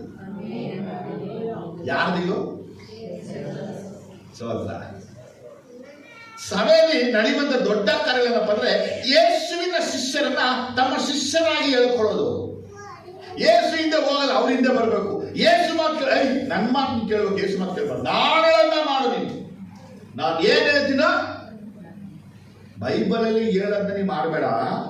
ನಾನು ಹೇಳೋದನ್ನ ಯಾರು ನಮ್ಮ ಮನೆಗೆ ಬಂದು, ನಿಮ್ಮ ಮನೆಗೆ ಬಂದು ನಿಮ್ಮ ಹತ್ರ ಮಾತಾಡುವಾಗ ಬೈಬಲ್ನ ಬಿಡ್ಬಿಟ್ಟು ನಾನು ಹೇಳೋದನ್ನ ಕೇಳು, ನಾನು ಹೇಳೋದನ್ನ ಮಾಡು, ಫಸ್ಟ್ ನಂದು ಮಾಡುತ್ತೆ ಯಾವಾಗ ಹೇಳಿ ತಿಳ್ಕೋಬೇಕು. ಇವಳು ಕ್ರೂರವಾದ ತೋಳ. ಇವ್ರ ಮಾತು ಕೇಳ್ಕೊಂಡು ಹೋಗ್ತಾ ಇದ್ರೆ ನಾವು ಕ್ರಿಸ್ತ ನಂಬಿಕೆ ಏನಾಗ್ಬಿಡ್ತೀವಿ? ಭ್ರಷ್ಟರಾಗ್ಬಿಡ್ತೀವಿ. ಏನಮ್ಮ? ಈ ಶತ್ರುಗಳ ಒಂದು ಬೆದರಿಸುವಿಕೆಯಲ್ಲಿ ಒಂದು ಭಾಗ ಅಂದ್ರೆ, ನಾವು ಅವರ ಮಧ್ಯದಲ್ಲಿ ನುಗ್ಗುದು. ಎಲ್ಲಿ ನುಗ್ಗೋದು? ನಮ್ಮ ಮಧ್ಯ. ಹೌದು, ಒಂದು ಶತ್ರು ಪಡೆಯವರು ನಮ್ಮ ದೇಶಕ್ಕೆ ಏನಾದರೂ ಹಾನಿ ಮಾಡಬೇಕು ಅಂತ ಕೇಳಿದ್ರೆ ಅವ್ರೇನ್ ಮಾಡ್ತಾರೆ? ಮೊದಲು ಒಬ್ಬ ಗೂಢಾಚಾರನ ಕಳಿಸ್ತಾರೆ. ಅವ್ನು ನಮ್ಮ ಭಾಷೆನೇ ಆಡಿ, ನಮ್ಮ ರೀತಿನೇ ಇದ್ದು, ನಮ್ಮ ತರನೇ ಇದ್ದು, ನಮ್ಮ ಜೊತೆನೇ ಇದ್ದು, ಇಲ್ಲಿರುವಂತ ವಿಷಯನ ಏನ್ ಮಾಡ್ತಾನೆ? ಕೊನೆಗೆ ಯುದ್ಧ ಪ್ರಾರಂಭ ಆದಾಗ ನಮ್ಮಲ್ಲಿ ಅನೇಕರು ನಾವೇನಾಗ್ಬಿಟ್ಟು ಸತ್ತು. ಹಾಗೇನೆ ದೇವರ ವಾಕ್ಯ ನಮಗೆ ತುಂಬಾ ಕ್ಲಿಯರ್ ಆಗಿ ಮೇಲ್ಪಟ್ಟಿದೆ. ಆ ವಾಕ್ಯ ಏನಂತ ಕೇಳಿದ್ರೆ, ಶತ್ರು ನಮ್ಮ ಮಧ್ಯದಲ್ಲಿ ನುಗ್ಗಕ್ಕಾಗಿ ಇದ್ದಾನೆ. ನಿಮ್ಮ ಕೆಲಸದಲ್ಲಿ, ನಿಮ್ಮ ವ್ಯಾಪಾರಗಳಲ್ಲಿ, ನಿಮ್ಮ ಆಶೀರ್ವಾದಗಳಲ್ಲಿ, ನಿಮ್ಮ ಅನುಕೂಲಗಳಲ್ಲಿ ಅವನು ನುಗ್ತಾನೆ. ನಿಮ್ಗೆ ಗೊತ್ತಾ? ಎಷ್ಟೋ ಸಲ ನೀವು ಯಾರ ಮಾತು ಕೇಳ್ತಾ ಇದ್ದೀರಾ? ಎಷ್ಟೋ ಸಲ ನೀವು ಯಾರ ಆಲೋಚನೆ ಕೇಳ್ತಾ ಇದ್ದೀರಾ? ಎಷ್ಟೋ ಸಲ ಯಾರು ನಿಮ್ಮನ್ನ ನಡೆಸ್ತಾ ಇದ್ದಾರೆ ಅಂತ ನೀವು ಅನ್ಕೊಂಡಿದ್ದೀರಾ? ಅವರೆಲ್ಲ ತೋಡಲು ದೇವ್ರ ಮಕ್ಕಳೇ ಅಲ್ಲ. ದೇವ್ರ ಮಕ್ಕಳು ಯಾವತ್ತೂ ನಿಮಗೆ ಭಯ ಹುಟ್ಟಿಸಲ್ಲ. ದೇವ್ರ ಮಕ್ಕಳು ಯಾವತ್ತೂ ನಿಮಗೆ ಧೈರ್ಯ ತುಂಬ್ತಾರೆ. ನಿಮಗೆ ಭಯ ಹುಟ್ಟಿಸೋದು, ಎದುರಿಸೋದು, ಮತ್ತೆ ನಿಮ್ಮನ್ನು ಎತ್ಕೊಂಡೋಗಿ ಮೋಶೆ ಧರ್ಮಶಾಸ್ತ್ರ ಕಟ್ತಾರೆ ಅಂದರೆ ಅವರು ಯೇಸುವಿನಿಂದ ಕಳಿಸಲ್ಪಟ್ಟವರಲ್ಲ, ಅವರೆಲ್ಲ ಕ್ರೂರವಾದ ತೋಳಗಳು. ಈ ಶತ್ರುವಿನ ಒಂದು ಬೆದರಿಸುವಿಕೆ ಏನಂತ ಕೇಳಿದ್ರೆ ಅದನ್ನು ನೀವು ಚೆನ್ನಾಗಿ ತಿಳ್ಕೋಬೇಕು. ನಮ್ಮ ಮಧ್ಯದಲ್ಲಿ ನುಗ್ಗಕ್ಕಾಗಿ ಇದ್ದಾರೆ. ಹಾಗಾದ್ರೆ ಮಧ್ಯ ನುಗ್ಗಕ್ಕೆ ನಾವು ಬಿಡಬೇಕಾ ಬಿಡಬಾರ್ದ? ಬಿಟ್ಬಿಡ್ಬೇಕು. ಬಿಡಬಾರ್ದು. ಗಂಡ ಹೆಂಡತಿ ವಿಷಯ ತಗೊಳ್ಳುವಾಗ, ಕುಟುಂಬದ ವಿಷಯ ತಗೊಳ್ಳುವಾಗ ಅವ್ರು ಬರುತ್ತೆ, ಹೋಗುತ್ತೆ, ಇರುತ್ತೆ, ನಡೆಯುತ್ತೆ. ಯಾವ ಗಂಡನ ಯಾವ ಹೆಂಡತಿ ಬೈದೇ ಇಲ್ಲ, ನನ್ನ ಗಂಡನ ಬೈದೇ ಇಲ್ಲ, ನನ್ನ ಹೆಂಡತಿ ಬೈದೇ ಇಲ್ಲ, ನನ್ನ ಹೆಂಡತಿ ಮನಸ್ಸಲ್ಲಿ ಬೈಕೊಂಡೇ ಇಲ್ಲ ಅಂತವಂತರು ಭೂಮಿಯಲ್ಲೇ ಇದ್ದಾರೆ. ಯಾರು ಇದಕ್ಕಾಗಲ್ಲ. ಗಂಡ ಹೆಂಡತಿಗೆ ಮಾತು ಬಂದೇ ಇಲ್ಲ, ಮಾತು ಆಗೇ ಇಲ್ಲ, ಅದು ಹೇಳಕ್ಕೆ ಆಗಲ್ಲ. ಅದಲ್ಲ ಸಹಜ. ಲೈಫ್ ಏನ್ಬೇಕು, ಮುಂದೆ ಏನ್ಬೇಕು, ಇಲ್ಲಾಂದ್ರೆ ಜೀವನ ಮಾಡೋಕ್ಕಾಗಲ್ಲ ನಾವು. ಆದರೆ ನಮ್ಮ ಮಧ್ಯದಲ್ಲಿ ಯಾರೇ ನುಗ್ಗಿದ್ರು, ನಮ್ಮದಲ್ಲಿ ಯಾರೇ ಬಂದ್ರು, ನಮ್ಮದಲ್ಲಿ ಯಾರೇ ಇದ್ರು ಅದಕ್ಕೆ ನಾವು ಭಯ ಪಡದೆ ಯೇಸುವಿನ ವಾಕ್ಯ ನಮ್ಮ ನೆನಪಲ್ಲಿರಬೇಕು. ಎಲ್ಲಿ 2-3 ಕೂಡಿ ಬಂದಿರ್ತಾರೋ ಅವ್ರ ಮೇಲೆ ನಾನು ಇರ್ತೀನಿ, ಅವ್ರ ಕೆಳಗೆ ನಾನು ಇರ್ತೀನಿ, ಅವ್ರ ಜೊತೆ ನಾನು ಇರ್ತೀನಿ. ಏನೇ ವಾಕ್ಯ ಹೇಳಿದ್ರೆ ಶತ್ರು ನಮ್ಮ ಮಧ್ಯ ಬಂದು ಏನೆಲ್ಲ ಕಾರ್ಯಗಳನ್ನ ಮಾಡಕ್ಕಾಗಿ ಇರ್ಬೇಕಾಗಿ ಆಲೋಚಿಸ್ಕೊಳ್ತಾನೋ ಯೇಸು ಸ್ವಾಮಿ ಹೇಳ್ತಾರೆ, ನಾನು ನಿಮ್ಮ ಮಧ್ಯ ಬಂದಿರ್ತೀನಿ ಅಂತ ಹೇಳ್ತಾನೆ. ಆತನು ಯೆರೂಸಲೇಮ ಮಧ್ಯದಲ್ಲಿ ಇದ್ದ ಹಾಗೆ ಆತನು ತನ್ನ ಶಿಷ್ಯನ ಮಧ್ಯದಲ್ಲಿ ಇದ್ದ ಹಾಗೆ, ಆತನು ಇಸ್ರೇಲ್ ಮಧ್ಯೆ ಇದ್ದ ಹಾಗೆ ಇವತ್ತು ನಮ್ಮ ಮಧ್ಯನೂ, ನಮ್ಮ ಕುಟುಂಬ ಮಧ್ಯಲೂ ಯಾವಾಗ ಯೇಸು ನಮ್ಮ ಮಧ್ಯದಲ್ಲಿ ಇಲ್ವೋ ಆಗಲೇ ಶತ್ರುನ ಮಧ್ಯೆ ನುಗ್ಗಕ್ಕಾಗಿ ಪ್ರಯತ್ನ ಪಡೋದು. ಹಾಗಾಗಿ ನಮ್ಮ ಆತ್ಮೀಕ ಜೀವನವನ್ನು ನಾವು ಪರೀಕ್ಷಿಸಬೇಕು. ನಮ್ಮ ಮಧ್ಯದಲ್ಲಿ ಯೇಸು ಸ್ವಾಮಿ ಇದ್ದಾರ, ನಮ್ಮ ಮಧ್ಯೆ ಯೇಸು ಸ್ವಾಮಿ ಇಲ್ಲ. ಅವರಿದ್ರೆ ಅವನು ನುಗ್ಗಲ್ಲ, ಅವನಿಲ್ಲ ಅಂದ್ರೆ ಅವನು ನುಗ್ತಾನೆ. ನಾವು ಎಲ್ಲೋ ಎಂದು ಹೇಳುತ್ತಾ ಇದೀವಿ, ನಾವು ಎಲ್ಲೋ ಕಡೆ ಜಾಡ್ತಾ ಇದೀವಿ, ಎಲ್ಲೋ ಒಂದು ಏನೋ ತಪ್ಪನ್ನ ಮಾಡ್ತಾ ಇದೀವಿ. ಆ ತಪ್ಪೇನಪ್ಪ ಅಂದ್ರೆ ಯೇಸುವಿಗೆ ಕೊಡಬೇಕಾದಂತ ಮುಖ್ಯತ್ವವನ್ನ ಕೊಟ್ಟಿಲ್ಲ, ಯೇಸುವಿಗೆ ಕೊಡಬೇಕಾದ ಬೆಲೆಯನ್ನ ಕೊಡಲಿಲ್ಲ, ಯೇಸುವಿಗೆ ಕೊಡಬೇಕಾದ ಮರ್ಯಾದೆಯನ್ನ ಕೊಡಲಿಲ್ಲ. ಸೈತಾನ ಎಲ್ಬೋಟ ಮಧ್ಯ ಅವನ ಕೆಲಸ ಏನು? ವಾಕ್ಯ ಓದ್ತೀವಿ, ದೇವದೂತರೆಲ್ಲ ದೇವರ ಸನ್ನಿಧಿಗೆ ಹೋದಾಗ ಅವರ ಮಧ್ಯದಲ್ಲಿ ಸೈತಾನನು ಹೋದ. ಎಲ್ಲಿ ಹೋದ? ಅಲ್ಲೇ ಮಧ್ಯ ಹೋದಂತೆ. ಅವನ ಕೆಲಸ ಅಂದ್ರೆ ಮಧ್ಯದಲ್ಲಿ ಬಂದು ಕೆಲಸವನ್ನ ಮಧ್ಯ ನಿಲ್ಲಿಸೋದು, ಮಧ್ಯದಲ್ಲಿ ಬಂದು ಕೆಲಸಗಳನ್ನ ಮಧ್ಯದಲ್ಲಿ ನಿಲ್ಲಿಸೋದು. ಆದ್ರೆ ನಮ್ಮ ಮಧ್ಯದಲ್ಲಿ ಅವನು ಇರ್ತಾನೆ. ಯಾಕೆ? ನಮಗಿರುವ ವೈರಾಗ್ಯವನ್ನು ನಿಲ್ಲಿಸಕ್ಕೆ, ನಮಗಿರುವ ಅಭಿಮಾನ ನಿಲ್ಲಿಸಕ್ಕೆ, ನಮಗಿರುವ ಆಸಕ್ತಿ ನಿಲ್ಲಿಸಕ್ಕೆ, ನಮಗಿರುವ ಧೈರ್ಯವನ್ನು ನಿಲ್ಲಿಸಕ್ಕೆ ನಾವು ಹಿಂಚಾಡ್ಬೇಕೆನ್ನುವುದೇ ಅವನ ಮುಖ್ಯ ಆಲೋಚನೆಗಳಾಗಿರುತ್ತೆ. ಆದ್ರೆ ಅವನು ನಮ್ಮ ಮಧ್ಯ ಬರುವಾಗ ನಾವು ಒದೆಯಕ್ಕೆ ನಾವು ರೆಡಿ ಆಗಿರ್ಬೇಕು. ನಮ್ಮ ಮಧ್ಯ ಬರುವಾಗ ಅವನ ಜಜ್ಜಕ್ಕೆ ರೆಡಿ ಆಗಿರ್ಬೇಕು. ನಮ್ಮ ಮಧ್ಯ ಬರುವಾಗ ಅವನ ಫುಟ್ಬಾಲ್ ರೀತಿ ಆಡಕ್ಕೆ ನಾವು ರೆಡಿ ಆಗಿರ್ಬೇಕು. ನಾವು ರೆಡಿ ಆಗಿರೋವಲ್ಲ, ನಮ್ಮದೊಂದು ಏನಂತಾರೆ, ನಮ್ಮ ಮಧ್ಯ ಬಂದಾಗ ನಾವು ನಡೆದ್ಬಿಟ್ಟಿರ್ತೀವಿ, ನಮಗೆ ಭಯ ಬಂದ್ಬಿಟ್ಟಿರುತ್ತೆ. ಆದರೆ ದೇವರು ನೋಡಿ ತಿಳ್ಕೊಳ್ಳೋದು, ದೇವರು ನಮ್ಮ ಮಧ್ಯೆ ಇದ್ದಾರೆ. ಏನಲ್ಲಿ ನಾವು ವಿಮೋಚನಾ ಕಾಂಡಲು ಓದುವಾಗ ಇಸ್ರೇಲ್ ಜನಗಳು ಐಗುಪ್ತ ದೇಶವನ್ನು ಬಿಟ್ಟು ಅವರು ಹೊರಗಡೆ ಬರ್ತಾ ಇದ್ದಾರೆ. 14ನೇ ಚಾಪ್ಟರ್ ನಾವು ಹೋಗ್ತೀವಿ. ಅವರು ಸ್ವಲ್ಪ ದೂರ ಹೋದ್ಮೇಲೆ ನೋಡಿದ್ರೆ ಹಿಂದುಗಡೆ ಏನಂತೆ, ಫರೋಹ ಅವನ ಸೇನೆ ಏನಂತೆ ಬರೋದನ್ನ ನೋಡುವುದು. 14:9-10 ಐಗುಪ್ತರು ಅಂದರೆ ಫರೋಹನ ಕುದುರೆಗಳು, ರಥಗಳು, ಅವನ ರಾಹುತರು, ಸೈನ್ಯದವರೆಲ್ಲರೂ ಅವನ ಹಿಂದೆ ಹೊರಟು ಇಸ್ರಾಯೇಲ್ ಐರೋದಿನ ಹತ್ತಿರದಲ್ಲಿದ್ದಾರೆ. ಸೈನ್ಯದವರೆಲ್ಲರೂ ಅವರ ಹಿಂದೆ ಹೊರಟು ಇಸ್ರಾಯೇಲ್ ಐರೋದಿನ ಹತ್ತಿರ ಬಾಲ್ಜೆಫೋನಿನ ಎದುರಾಗಿ ಸಮುದ್ರ ತೀರದಲ್ಲಿ ಇಳಿದುಕೊಳ್ಳುವಾಗಲೇ ಅವರ ಹತ್ತಿರಕ್ಕೆ ಬಂದರು. ಫರೋಹನು ಸಮೀಪಿಸುತ್ತಿರುವಾಗ ಇಸ್ರಾಯೇಲ್ ಕಣ್ಣೆತ್ತಿ ತಮ್ಮ ಹಿಂದೆ ಹೊರಟು ಬಂದಿದ್ದ ಐಗುಪ್ತರನ್ನು ಕಂಡು ಬಹಳ ಭಯಪಟ್ಟವರಾಗಿ ಯೆಹೋವನಿಗೆ ಮೊರೆಯಿಟ್ಟರು. ಯೆಹೋವನಿಗೆ ಮೊರೆ ಇಟ್ಟರು. ನಮ್ಮ ಶತ್ರುಗಳು ನಮ್ಮ ಹಿಂದೆ ಬಂದು ನಮ್ಮ ಮಧ್ಯೆ ಬರಕ್ಕಾಗಿ ಪ್ರಯತ್ನ ಪಡುವಾಗ ನಾವು ಪ್ರಾರ್ಥಿಸಬೇಕು ಅನ್ನೋದೇ ಮೋಶೆ ನಮಗೆ ಈ ವಾಕ್ಯವನ್ನು ಬಂದಿದೆ. ದೇವ್ರು ಮಾಡೋ ಕಾರ್ಯ ನೋಡಿ.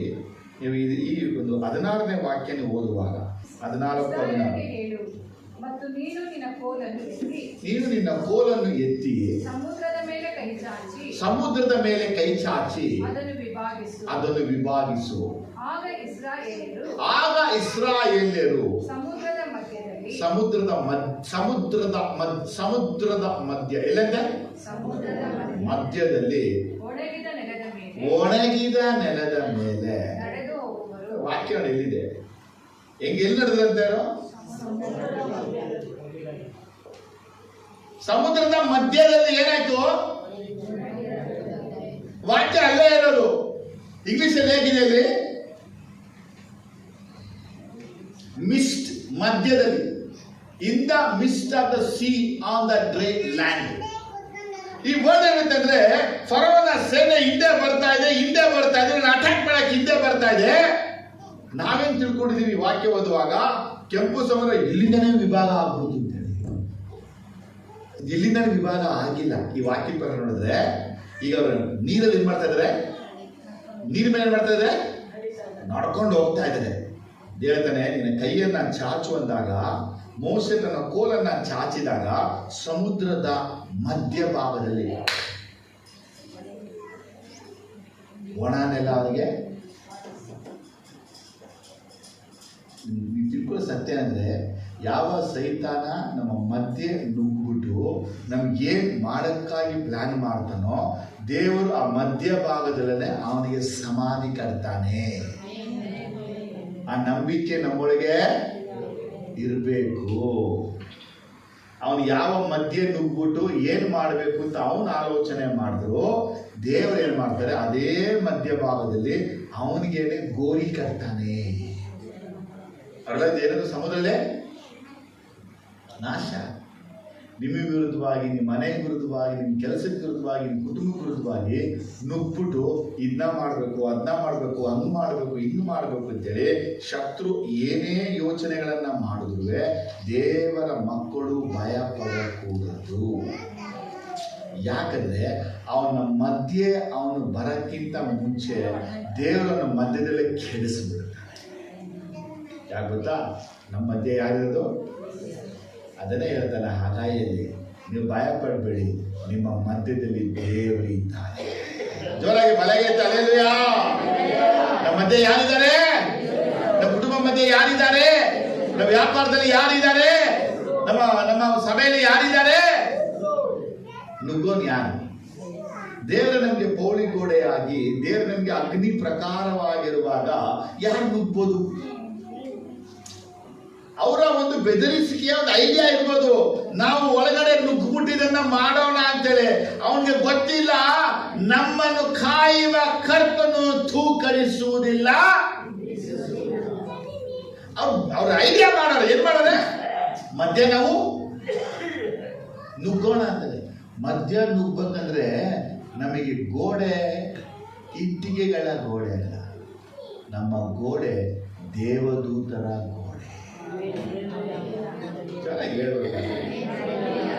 ಇಟ್ಟಿಗೆ ಗೋಡೆನ ದಾಟ್ಕೊಂಡು ಬರ್ಬೋದು, ಮಣ್ಣಿನ ಗೋಡೆನ ದಾಟ್ಕೊಂಡು ಬರ್ಬೋದು. ದೇವದೂತರ ಗೋಡೆಯನ್ನ ಯಾವ ಮನುಷ್ಯ ದಾಟಕ್ಕಾಗುತ್ತೆ? ಯಾರಿಗೂ ಬಲ, ಆ ಶಕ್ತಿನೂ. ಒಂದು ವೇಳೆ ನೀವು ಕೂತಾಗ ಗುಜು ಗುಜು ಗುಜು ಮಾತುಗಳು ಆಗೋದು, ನೀವು ಹೋಗುವಾಗ ಗುಜು ಗುಜು ಮಾತುಗಳು, ಇವ್ರನ್ನ ಹಿಂಗ್ ಕೆಡಿಸ್ಬೇಕು, ಇವ್ರನ್ನ ಹಿಂಗ ಮಾಡ್ಬೇಕು, ಇವ್ರನ್ನ ಹಿಂಗ್ ಮಾಡ್ಬೇಕು ಅಂತೇಳಿ, ಇವ್ರನ್ನ ಅದು ಮಾಡ್ಬೇಕು ಅಂತೇಳಿ ಹಿಂಗೆಲ್ಲ ನಿಮ್ಮ ಕಿವಿಗೆ ಬಿದ್ದಾಗ ನೀವು ಭಯ ಪಡಬೇಡಿ. ಆ ಟೈಮಲ್ಲಿ ಧೈರ್ಯವಾಗಿ ಹೇಳಿ, ನನ್ನ ಸುತ್ತ ಅಗ್ನಿ ಪ್ರಕಾರಗಳಿವೆ, ಅಗ್ನಿ ಗೋಡೆ ಇವೆ. ಹೇಳಿ ಜೋರಾಗಿ ಅಲ್ಲೆಲ್ಲಾ, ನನ್ನ ಸುತ್ತ ಅಗ್ನಿಯ ಗೋಡೆ ಇದೆ. ನನ್ನ ಮನೆ ಸುತ್ತ ಅಗ್ನಿ ಗೋಡೆ ಇದೆ. ನನ್ನ ಕುಟುಂಬ ಸುತ್ತ ಅಗ್ನಿ ಗೋಡೆ ಇದೆ. ನನ್ನ ಮಧ್ಯ ಬರಕ್ಕಾಗಲ್ಲ, ನಮ್ಮ ಮನೆಗೆ ಬರಕ್ಕಾಗಲ್ಲ, ನಮ್ಮ ಕುಟುಂಬದೊಳಗೆ ಬರಕ್ಕಾಗಲ್ಲ. ದೇವರು ನನ್ನನ್ನು ಕಾಯುವಂತವನಾಗಿದ್ದಾನೆ.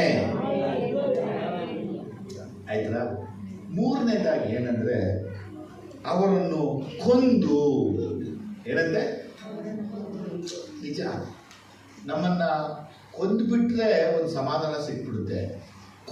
ಕೊಲ್ತೀನಿ ಅಂತ ನೋಡಿ ಆಗಲೇ ಭಯ ಆಗುತ್ತೆ.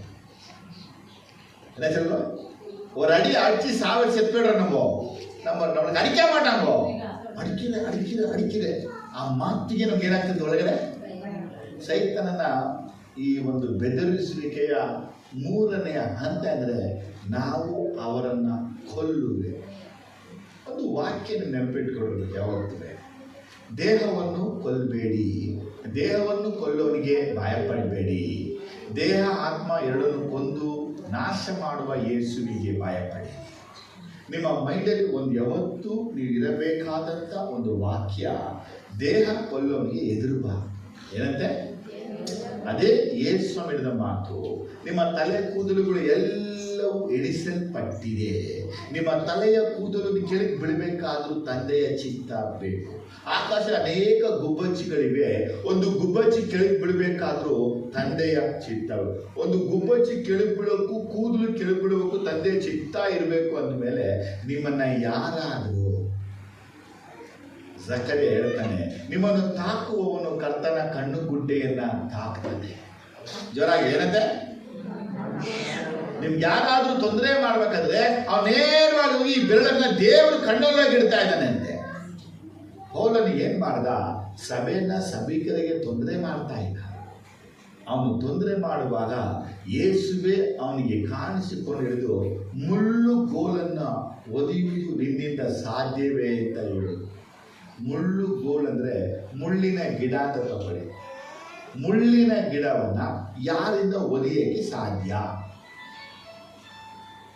ಎನಿವನ್ ಬ್ರದರ್, ನಾನು ಹೋಗಿ ಮುಳ್ಳಿನ ಗಿಡನ ಒದ್ಬಿಟ್ಟು ಬರ್ತೀನಿ. ಸುಚಿತ, ಅದೇನೇ ಯೇಸು ಹೇಳಿದ್ದು ಪೌಲನಿಗೆ. ಯೇಸು ಸ್ವಾಮಿ ಹೇಳ್ತಾರೆ, ನಾನು ಮುಳ್ಳು ನನ್ನ ಒದ್ರೆ. ಹಾಗಾದ್ರೆ ದೇವ್ರ ಮಕ್ಕಳು ಒಂದು ಸತ್ಯ ತಿಳಿಬೇಕು, ನಿಮ್ಮನ್ನು ಕೊಲ್ಲುವ ಶಕ್ತಿ ಇಲ್ಲ, ನಿಮ್ಮನ್ನು ನಾಶಪಡಿಸುವ ಶಕ್ತಿ ಇಲ್ಲ.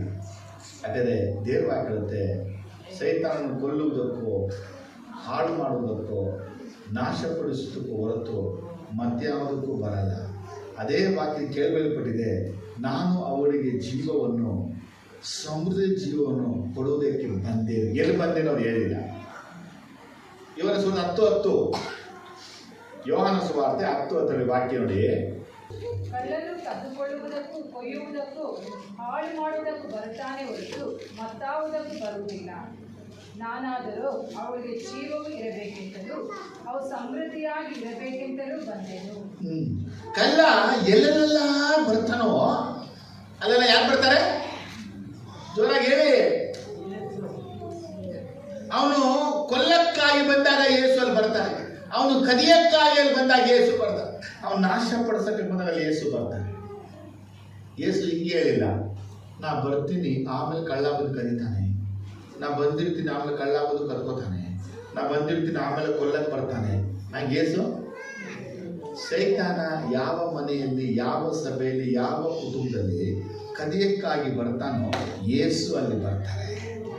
ಸೈತಾನ ಯಾವ ಮನೆ, ಯಾವ ಕುಟುಂಬದಲ್ಲಿ ಕೊಲ್ಲಕ್ಕಾಗಿ ಬರ್ತಾನೋ ಯೇಸು ಆ ಮನೆಗೆ ಬರ್ತಾರೆ. ಯಾವ ವ್ಯಾಪಾರವನ್ನ ಹಾಳು ಮಾಡಕ್ಕಾಗಿ ಸೈತಾನ ಬರ್ತಾನೋ ಆ ವ್ಯಾಪಾರ ಆಶೀರ್ವಾದ ಮಾಡಕ್ಕಾಗಿ ಯೇಸು ಬರ್ತಾನೆ.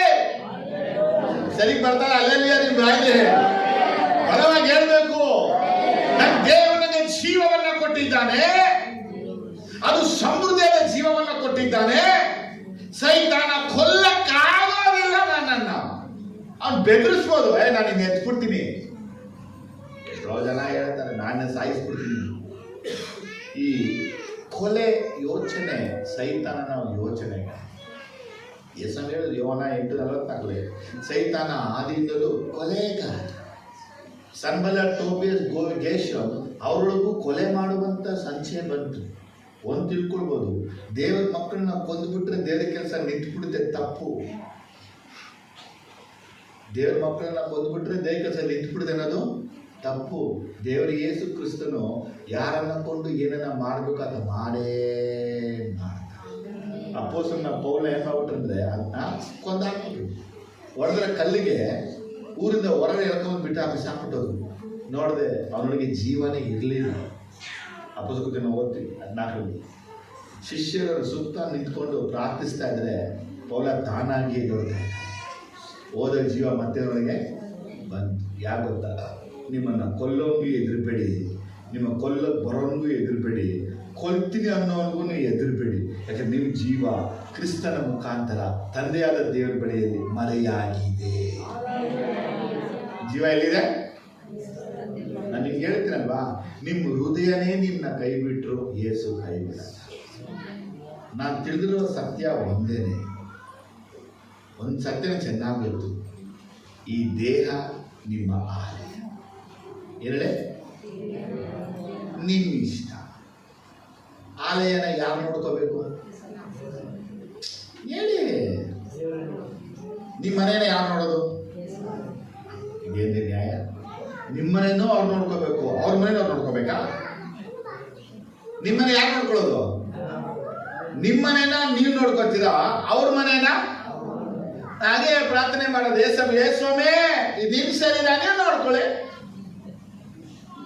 ಸಲ ನಂಗೆ ಫೋನ್ ಬರುತ್ತೆ, ಪ್ರೇಯರ್ ಬನ್ನಿ ಅಂತಾರೆ. ಮೈಯೆಲ್ಲ ಎಳಿತಾ ಇರುತ್ತೆ, ಕಾಲೆಲ್ಲ ಎಳಿತಾ ಇರುತ್ತೆ. ಸುಮ್ಮನೆ ಶಾಂತವಾಗಿ ಮಲ್ಕೊಂಡು, ಎಸಪ್ಪ ಇದು ನಿಮ್ಮ ಶರೀರ, ಬಲ ಕೊಟ್ರೆ ಹೋಗ್ತೀನಿ, ಇಲ್ಲ ಇಲ್ಲೇ ಇರ್ತೀನಿ. ಸ್ವಾಮಿ ನೋಡೋದು, ಓಹೋ ನಂದೇ ತಾನೆ ಆಲಯ ಇದು. ಪವಿತ್ರಾತ್ಮ ಬರ್ತಾರೆ, ಬಲ ಬರುತ್ತೆ, ಶಕ್ತಿ ಬರುತ್ತೆ, ಎದ್ದು ಕರ್ತನ ಸೇವೆ ನಾವು ಮಾಡ್ತೀವಿ. ನಿಮ್ಮ ಶರೀರ ಕುಂದು ಹೋದ್ರು, ನಾನು ನಿಮ್ಗೆ ಹೇಳ್ತೀನಿ, ನಿಮ್ಮ ಹೃದಯನ ತೆಗೆದು ಈಚೆ ಇಟ್ಟು ಬದುಕೋತೀರಾ ನೀವು. ನಿಮ್ಮ ಜೀವ ನಿಮ್ಮನ್ನು ಹೊರಗೆ ಬಂದರೂ ನೀವು ಬದುಕೋತೀರಾ. ಯಾಕಂದರೆ ನೀವು ನಾನು ಬದುಕಿರೋದು ನಮ್ಮ ಜೀವದಿಂದ ಅಲ್ಲ, ಯೇಸು ಶಿಲುಬೆಲಿ ಕೊಟ್ಟ ಜೀವದಿಂದ ನಾವು ಬದುಕಿಲ್ಲ. ಜೋರ ಅಲ್ಲೇ ಆಮೇಲೆ ಚಂದ. ಮೊದಲನೇ ಸತ್ಯ ಹೇಳ್ತೇನೆ, ನಿಮ್ಮನ್ನ ಯಾರು ಕೊಲ್ಲಕ್ಕಾಗಲ್ಲ, ಯಾರು ನಿಮ್ಮ ಮೇಲೆ ಬಿದ್ದು ನಿಮಗೆ ಕೇಡು ಮಾಡೋಕ್ಕೆ ಆಗಲ್ಲ, ಯಾರು ನಿಮ್ಮನ್ನ ಮುಟ್ಟಕ್ಕಾಗಲ್ಲ, ಯಾರು ನಿಮಗೆ ತೊಂದರೆ ಮಾಡೋಕ್ಕಾಗಲ್ಲ. ಅವನು ಮಾಟನೋ ಮಂತ್ರನೋ ತಂತ್ರನೋ ಯಂತ್ರನೋ ಶತ್ರು ಏನೇ ಮಾಡಿದ್ರು ನಿಮ್ಮನ್ನು ಜಯಿಸಕ್ಕಾಗಲ್ಲ. ಕಾರಣ ಒಂದೇ ಒಂದು, ನಿಮ್ಮ ಜೀವ ಯೇಸುವಿನ ಮುಖಾಂತರ ತಂದೆಯಾದ ದೇವರಲ್ಲಿ ಮರೆಯಾಗಿ ಅದೇ. ಎರಡನೇ ಸತ್ಯ, ನಿಮಗೆ ಜೀವ ಕಡಿಮೆ ಆಗ್ತಾ ಆಗ್ತಾ ಯೇಸು ಜೀವ ತುಂಬತಾನೇ ಹೋಗ್ತಾರೆ. ಜೋರಾಗಿ ಹೇಳಿ ಬ್ರದರ್, ನನಗೆ ಎನಿಮಿಕ್ ಆಗ್ಬಿಡಿದೆ ಬ್ರದರ್, ಬ್ಲಡ್ಡೇ ಇಲ್ಲ ಬ್ರದರ್, ನಾನು ಹೋಗ್ಬಿಡ್ತೀನಿ. ನೀನು ಸಾಯಲ್ಲ. ನೀನು ಹೃದಯ ಸರಿ ಕೆಲಸ ಮಾಡ್ತಾ ಇಲ್ಲ, ನೀನು ಸಾಯಲ್ಲ. ಕಿಡ್ನಿ ಕೆಲಸ ಮಾಡ್ತಾ ನೀನು ಸಾಯಲ್ಲ. ನೀನು ನರ ಕೆಲಸ ಮಾಡ್ತಾ ನೀನು ಸಾಯಲ್ಲ. ಯಾಕೋ ಉಸಿರು ಮೇಲೆ ನೀನು ಸಾಯಲ್ಲ. ನೀವು ಅನ್ಕೋತಾ ಇರೋದು ನಾನು ಸತ್ತೋಗ್ಬಿಡ್ತೀನಿ. ನೀವು ಅನ್ಕೋತಾರೆ ಅಷ್ಟೇ ಹೊರತಾಗಿ ನೀವು ಸಾಯಲ್ಲ ಅಂತ ನಾನು ಹೇಳ್ತಾ ಇದ್ದೀನಿ. ವಾಕ್ಯ ತುಂಬಾ ಕ್ಲಿಯರ್ ಆಗಿದೆ. ಕಳ್ಳ ಎಲ್ಲೆಲ್ಲ ಬರ್ತಾನೋ, ಜೋರಾಗಿ ಹೇಳಿ, ಕಳ್ಳನು ಕದಿಯಕ್ಕೆ ಬಂದಾಗ ಯೇಸು ಅಲ್ಲಿ, ಕಳ್ಳ ಅಲ್ಲಿ ಕೊಲ್ಲಕ್ಕೆ ಬಂದಾಗ ಯೇಸು ಅಲ್ಲಿ, ಕಳ್ಳ ನಾಶ ಪಡಿಸಕ್ಕೆ ಬಂದಾಗ ಯೇಸು ಅಲ್ಲಿ. ನಂಬೇಕಿಂತ ನೀವು ಇವತ್ತು ನೀವು ಬಲವಾಗಿ ನಂಬೇಕೇನಂದ್ರೆ, ಸೈತಾನ ಎಲ್ಲೆಲ್ಲ ಕೊಲ್ಲಕ್ಕೆ ಬರ್ತಾನೋ ಅಲ್ಲೆಲ್ಲ ಯೇಸು ತುಂಬಿಸ್ತಾನೆ ಅಂತ. ಏನ ತುಂಬಿಸ್ತಾನೆ? ತನ್ನ ಜೀವ. ಅರೆ ನಮ್ಗೇನೇ ಒಂಥರ ಡೌಟು, ನಮ್ದೇ ನಮ್ಮ ತಲೆ, ನಮ್ಮ ಮನಸ್ಸು ಸಮ್ಟೈಮ್ಸ್ ನಮ್ಮ ಎಮೋಷನ್ಸ್ ನಮ್ಮ ಜೊತೆ ಮಾತಾಡ್ತಿರುತ್ತೆ. ನಂಬಿಡಿ, ಒಂದು ಸತ್ಯ ನಿಮಗೆ ಇವತ್ತು ನಾಳೆ ಯಾವತ್ತು ಹೇಳ್ತೇನೆ. ಕೀರ್ತನೆ 91 ಬಯಲ್ಪಟ್ಟಂಥ ವಾಕ್ಯ, ಇದನ್ನು ದೇವ್ರ ಮಕ್ಕಳು ಯಾವತ್ತೂ ಮರಿಬಾರ್ದು. ಅನೇಕ ಸಲ ನಿಮ್ಗೆ ಹೇಳಿರ್ತೀನಿ, ಮತ್ತೆ ನಿಮ್ಮ ಟಚ್ ಮಾಡ್ತಿರೋದು. 16ನೇ ವಾಕ್ಯ, ದೀರ್ಘಾಯುಷ್ಯವನ್ನು ಅನುಗ್ರಹಿಸಿ ಅವನನ್ನು ತೃಪ್ತಿಪಡಿಸುವೆನು, ತನ್ನ ವಿಶೇಷವಾದ ರಕ್ಷಣೆಯನ್ನು ತೋರಿಸುವೆನು. With length of days I satisfy him. ಏನಂತ word? With length of days I satisfy him. I will satisfy him with long life. ಸಾವು ಅನೇಕರಿಗೆ ಯಾಕೆ ಬರುತ್ತೆ ಗೊತ್ತಾ? ಇವರಿಗೆ ತೃಪ್ತಿ ಆಗ್ಬಿಡುತ್ತೆ. ಸಾಕು, ನಾವು ಬದುಕಿದ ಸಾಕು, ನಾನು ಸಾಯಬೇಕು, ನೀವು ಅಂದಾಗಲೇ ಸಾವು ಬರುತ್ತೆ. ಅದಕ್ಕೆ ಯಾವತ್ತು ನಾವು ಸಾಯ್ತೀನಿ ಸತ್ತೋಗ್ತೀನಿ, ಮಾಡ್ಕೋತೀನಿ, ಇದು ಮಾಡ್ಕೋತೀನಿ, ಅದು ಮಾಡ್ಕೋತೀನಿ, ಈ ಬಾಯಲ್ಲಿ ಸಾಯಿ ಅಂತ ಇದ್ರೆ ದೇವ್ರು ನೋಡ್ತಾನೆ, ಇವನಿಗೆ ತೃಪ್ತಿ ಏನಾಗ್ಬಿಟ್ಟಿದೆ. ಅದಕ್ಕೆ ಏನೋದು ಯಾರಿಗೆ ಲಾಭ? ನಿಮ್ಮ ಮನೆಯಲ್ಲಿ ಯಾವತ್ತು ನೀವು ಗಂಡ ಹೆಂಡತಿ ಜಗಳದಲ್ಲಿ ನೀ ಸಾಯಿ ನಾ ಸಾಯಿ ಅಂತ ಹೇಳ್ಬಾರ್ದು. ಯಾಕಂದ್ರೆ ದೇವ್ರ ವಾಕ್ಯ ಹೇಳುತ್ತೆ, ನನಗೆ ತೃಪ್ತಿ ಆಯ್ತು ದೇವರೇ ಕೇಳಿದಾಗ ಸರಿ ಮಗನೇ ಬಾ ಅಂತ ಕರೀತಾನೆ. ಈ ಭೂಮಿಯಲ್ಲಿ ದೇವ ಮಕ್ಕಳಿಗೆ ದೇವರು ಕೊಟ್ಟಂತ ಆಯುಷ್ಯ ಹೆಂಗಂದ್ರೆ ನಿಮಗೆ ಇಲ್ಲಿ ಬದುಕಿ ತೃಪ್ತಿ ಆಗ್ಬೇಕು. ಅಲ್ಲಿ ತನಕ ನಿಮಗೆ ಹತ್ರ ಯಾಕೆ ಬರಲ್ಲ? ಈ ವಾಕ್ಯನ ಮರಿಬಾರ್ದು. ಹಾಗಾದ್ರೆ ನಿಮ್ ತೃಪ್ತಿ ಆಗೋ ತನಕ ನಿಮಗೆ ಸಾವೇ ಬರಲ್ಲ. ಆದ್ರೆ ಸತ್ರು ಕೊಲ್ತೀನಿ ಕೊಲಕ್ಕಾಗುತ್ತಾ ಹೇಳಿ? ಚೊಲ್ಗೊಂದು ವರ್ಡು ನನಗೆ ಗ್ಯಾರಂಟಿ ಹೇಳ್ತಾ ಇದ್ದೀನಿ, ಈ ದೇವರ ವಾಕ್ಯದಲ್ಲಿ ಜೀವ ಇದೆ. ಈ ವಾಕ್ಯ ನಿಮ್ಮ ಹೃದಯದಲ್ಲಿ, ಈ ವಾಕ್ಯ ನಿಮ್ಮ ಬಾಯಲ್ಲಿ, ಈ ವಾಕ್ಯ ನಿಮ್ಮ ಮನಸ್ಸಲ್ಲಿ, ಈ ವಾಕ್ಯ ನಿಮ್ಮ ಜೀವನದಲ್ಲಿ ತಂದ್ಬಿಟ್ರೆ ನಿಮ್ ಜೀವನ ಬಿಟ್ಟೋದ್ರು ವಾಕ್ಯ ನಿಮ್ಮನ್ನ ಬಿಟ್ಟು ಹೋಗಲ್ಲ. ಅಲ್ಲೇ ಸರಿ ಬರ್ಲಿಲ್ಲ. ನಿಮ್ ಜೀವನವನ್ನ ಬಿಟ್ಟೋದ್ರು ವಾಕ್ಯ ನಿಮ್ಮನ್ನ ಬಿಟ್ಟು ಹೋಗಲ್ಲ. ನಾ ಬದುಕ್ತಾ ಇರೋದು ನನಗೆ ದೊರೆತ ನಿನ್ನ ಮಾತುಗಳಿಂದ, ಅವು ನನಗೆ ಆಹಾರವಾಗಿದೆ. ದೇವರ ಮಕ್ಕಳು ಆಹಾರದಿಂದ ಬದುಕೋದಿಲ್ಲ, ದೇವರ ಬಾಯಿಂದ ಹೊರಡುವ ಪ್ರತಿಯೊಂದು ಮಾತಿನಿಂದ ಬದುಕ್ತಾನೆ. ಯೇಸು ಬದುಕು ಅಂತಾನೆ. ಯೇಸು ಅಂತಾನೆ ಬರೀ ಬದುಕೋದ್ರೆ ಸಹ ಬದುಕ್ಬಿಡ್ತೀವಿ ನಾವು. ಇದನ್ನ ದೇವರ ಮಕ್ಕಳಲ್ಲಿ ಒಂದು ಭಯ, ಬೆದರಿಕೆ, ಎಲ್ಲೇನಾಗ್ಬಿಡುತ್ತೆ, ನನ್ನ ಯಾರೇನು ಮಾಡ್ಬಿಡ್ತಾರೋ, ನನಗೇನಾಗ್ಬಿಡುತ್ತೋ, ನನಗಿದಾಗ್ಬಿಡುತ್ತೋ, ನನಗದಾಗ್ಬಿಡುತ್ತೋ. ಮಗನೇ, ಒಂದು ವಿಚಾರನೆ ಹೇಳ್ತೇನೆ, ನಿನ್ನ ಕೊಲ್ಲುವಷ್ಟು ಶಕ್ತಿ ಯಾರಿಗೂ ಇಲ್ಲ. ನಿನ್ನ ಕೊಲ್ಲಕ್ಕೆ ಯಾರಿಗೂ ಆಗೋದೂ ಇಲ್ಲ. ನಿನ್ನ ಅಟ್ಯಾಕ್ ಯಾರು ಮಾಡೋಕ್ಕಾಗೋದೇ ಇಲ್ಲ. ಕಾರಣ ಒಂದೇ ಒಂದು, ನಿನ್ನ ಮಧ್ಯದಲ್ಲಿ ಯೇಸು. ಯೆರೂಸಲೇಮ್ ಪಟ್ಟಣದ ಸುತ್ತ ಹೇಗೆ ಬೆಟ್ಟಗಳು ಇದೆಯೋ, ಇಂದಿನಿಂದ ಸದಾಕಾಲ ಯೆಹೋವ ನಮ್ಮ ಸುತ್ತ ಇರುವುದು. ಕೀರ್ತನೆ 125 ವಾಕ್ಯ 1-2 ಬಯಲ್ಪಟ್ಟಿದೆ. ಎಷ್ಟೇ? 125 1-2 ಏನೇ?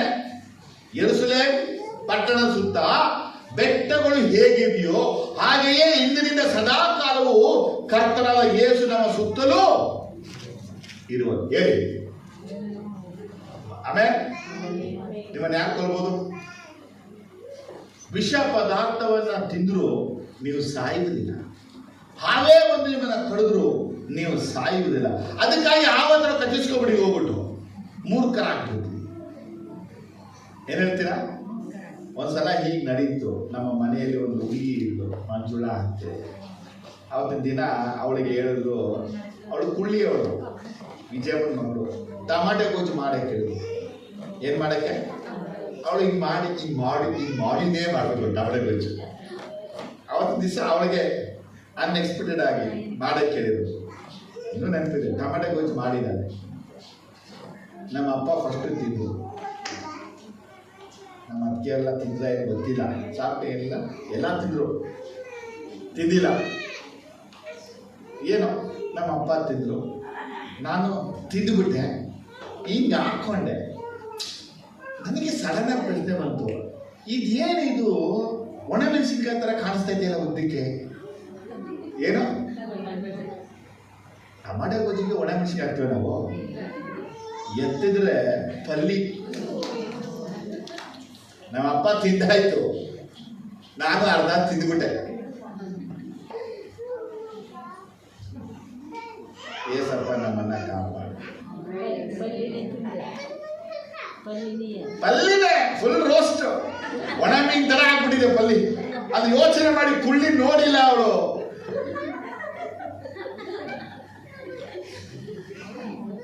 ನಿಜ ಹೇಳ್ತಾರೆ. ಏನ್ ಮಾಡ್ದೆ? ಹೋಗ್ಬಿಟ್ಟು ವಾಮಿಟ್ ಮಾಡ್ದೇನು, ಕೈ ಹಾಕಿ ಅಂತೇಳಿ ವಾಮಿಟ್ ಅದು ಬರ್ತಾ ಇಲ್ಲ. ಯಾಕೆ ಹೇಳಿದ್ರೆ ಗೊತ್ತಾ? ನಮ್ಮಪ್ಪ ನಿನ್ನ ಬದುಕು ಅಂದ್ಬಿಟ್ರೆ ನಿನಗೆ ಸಾವೇ ಇಲ್ಲ. ಆತ ಹೇಳ್ತಾನೆ ಎಸೆಕಿಯೇಲ 18ರಲ್ಲಿ, ಒಬ್ಬ ದುಷ್ಟನು ಸಾಯುವ ಸಾವಲ್ಲಿ ಲೇಪವಾದರೂ ನನಗೆ ಸಂತೋಷ ಇಲ್ಲ. ಒಬ್ಬ ದುಷ್ಟ ಸಾಯೋದ್ರಲ್ಲೇ ಅದಕ್ಕೆ ಸಂತೋಷ ಇಲ್ಲ ಅಂದ್ರೆ ಒಬ್ಬ ಶಿಷ್ಟ ಸಾಯೋದ್ರಲ್ಲಿ ಹೇಳಿ ಬೇಗನೆ ಹೇಳಿ. ನೀನು ಸಾಯೋದು ಆತನಿಗೆ ಇಷ್ಟ ಇಲ್ಲ ಅಂದ್ಮೇಲೆ ಆತ ಹೇಳ್ತಾನೆ ಪ್ರಕಟಣೆಯಲ್ಲಿ 1ನೇ ಚಾಪ್ಟರ್ ಓದುವಾಗ, ಯೋಹಾನ ಯೇಸುವನ್ನ ಕಂಡಾಗ ಆಗಲೇ ಅಯ್ಯೋ ನಾನು ಸತ್ಯ ಏನಂದ ಅವನು ಹೇಳ್ಬಿಟ್ಟ, ನಾ ಏನಾದೆ ಸತ್ಯ. ಅದೇ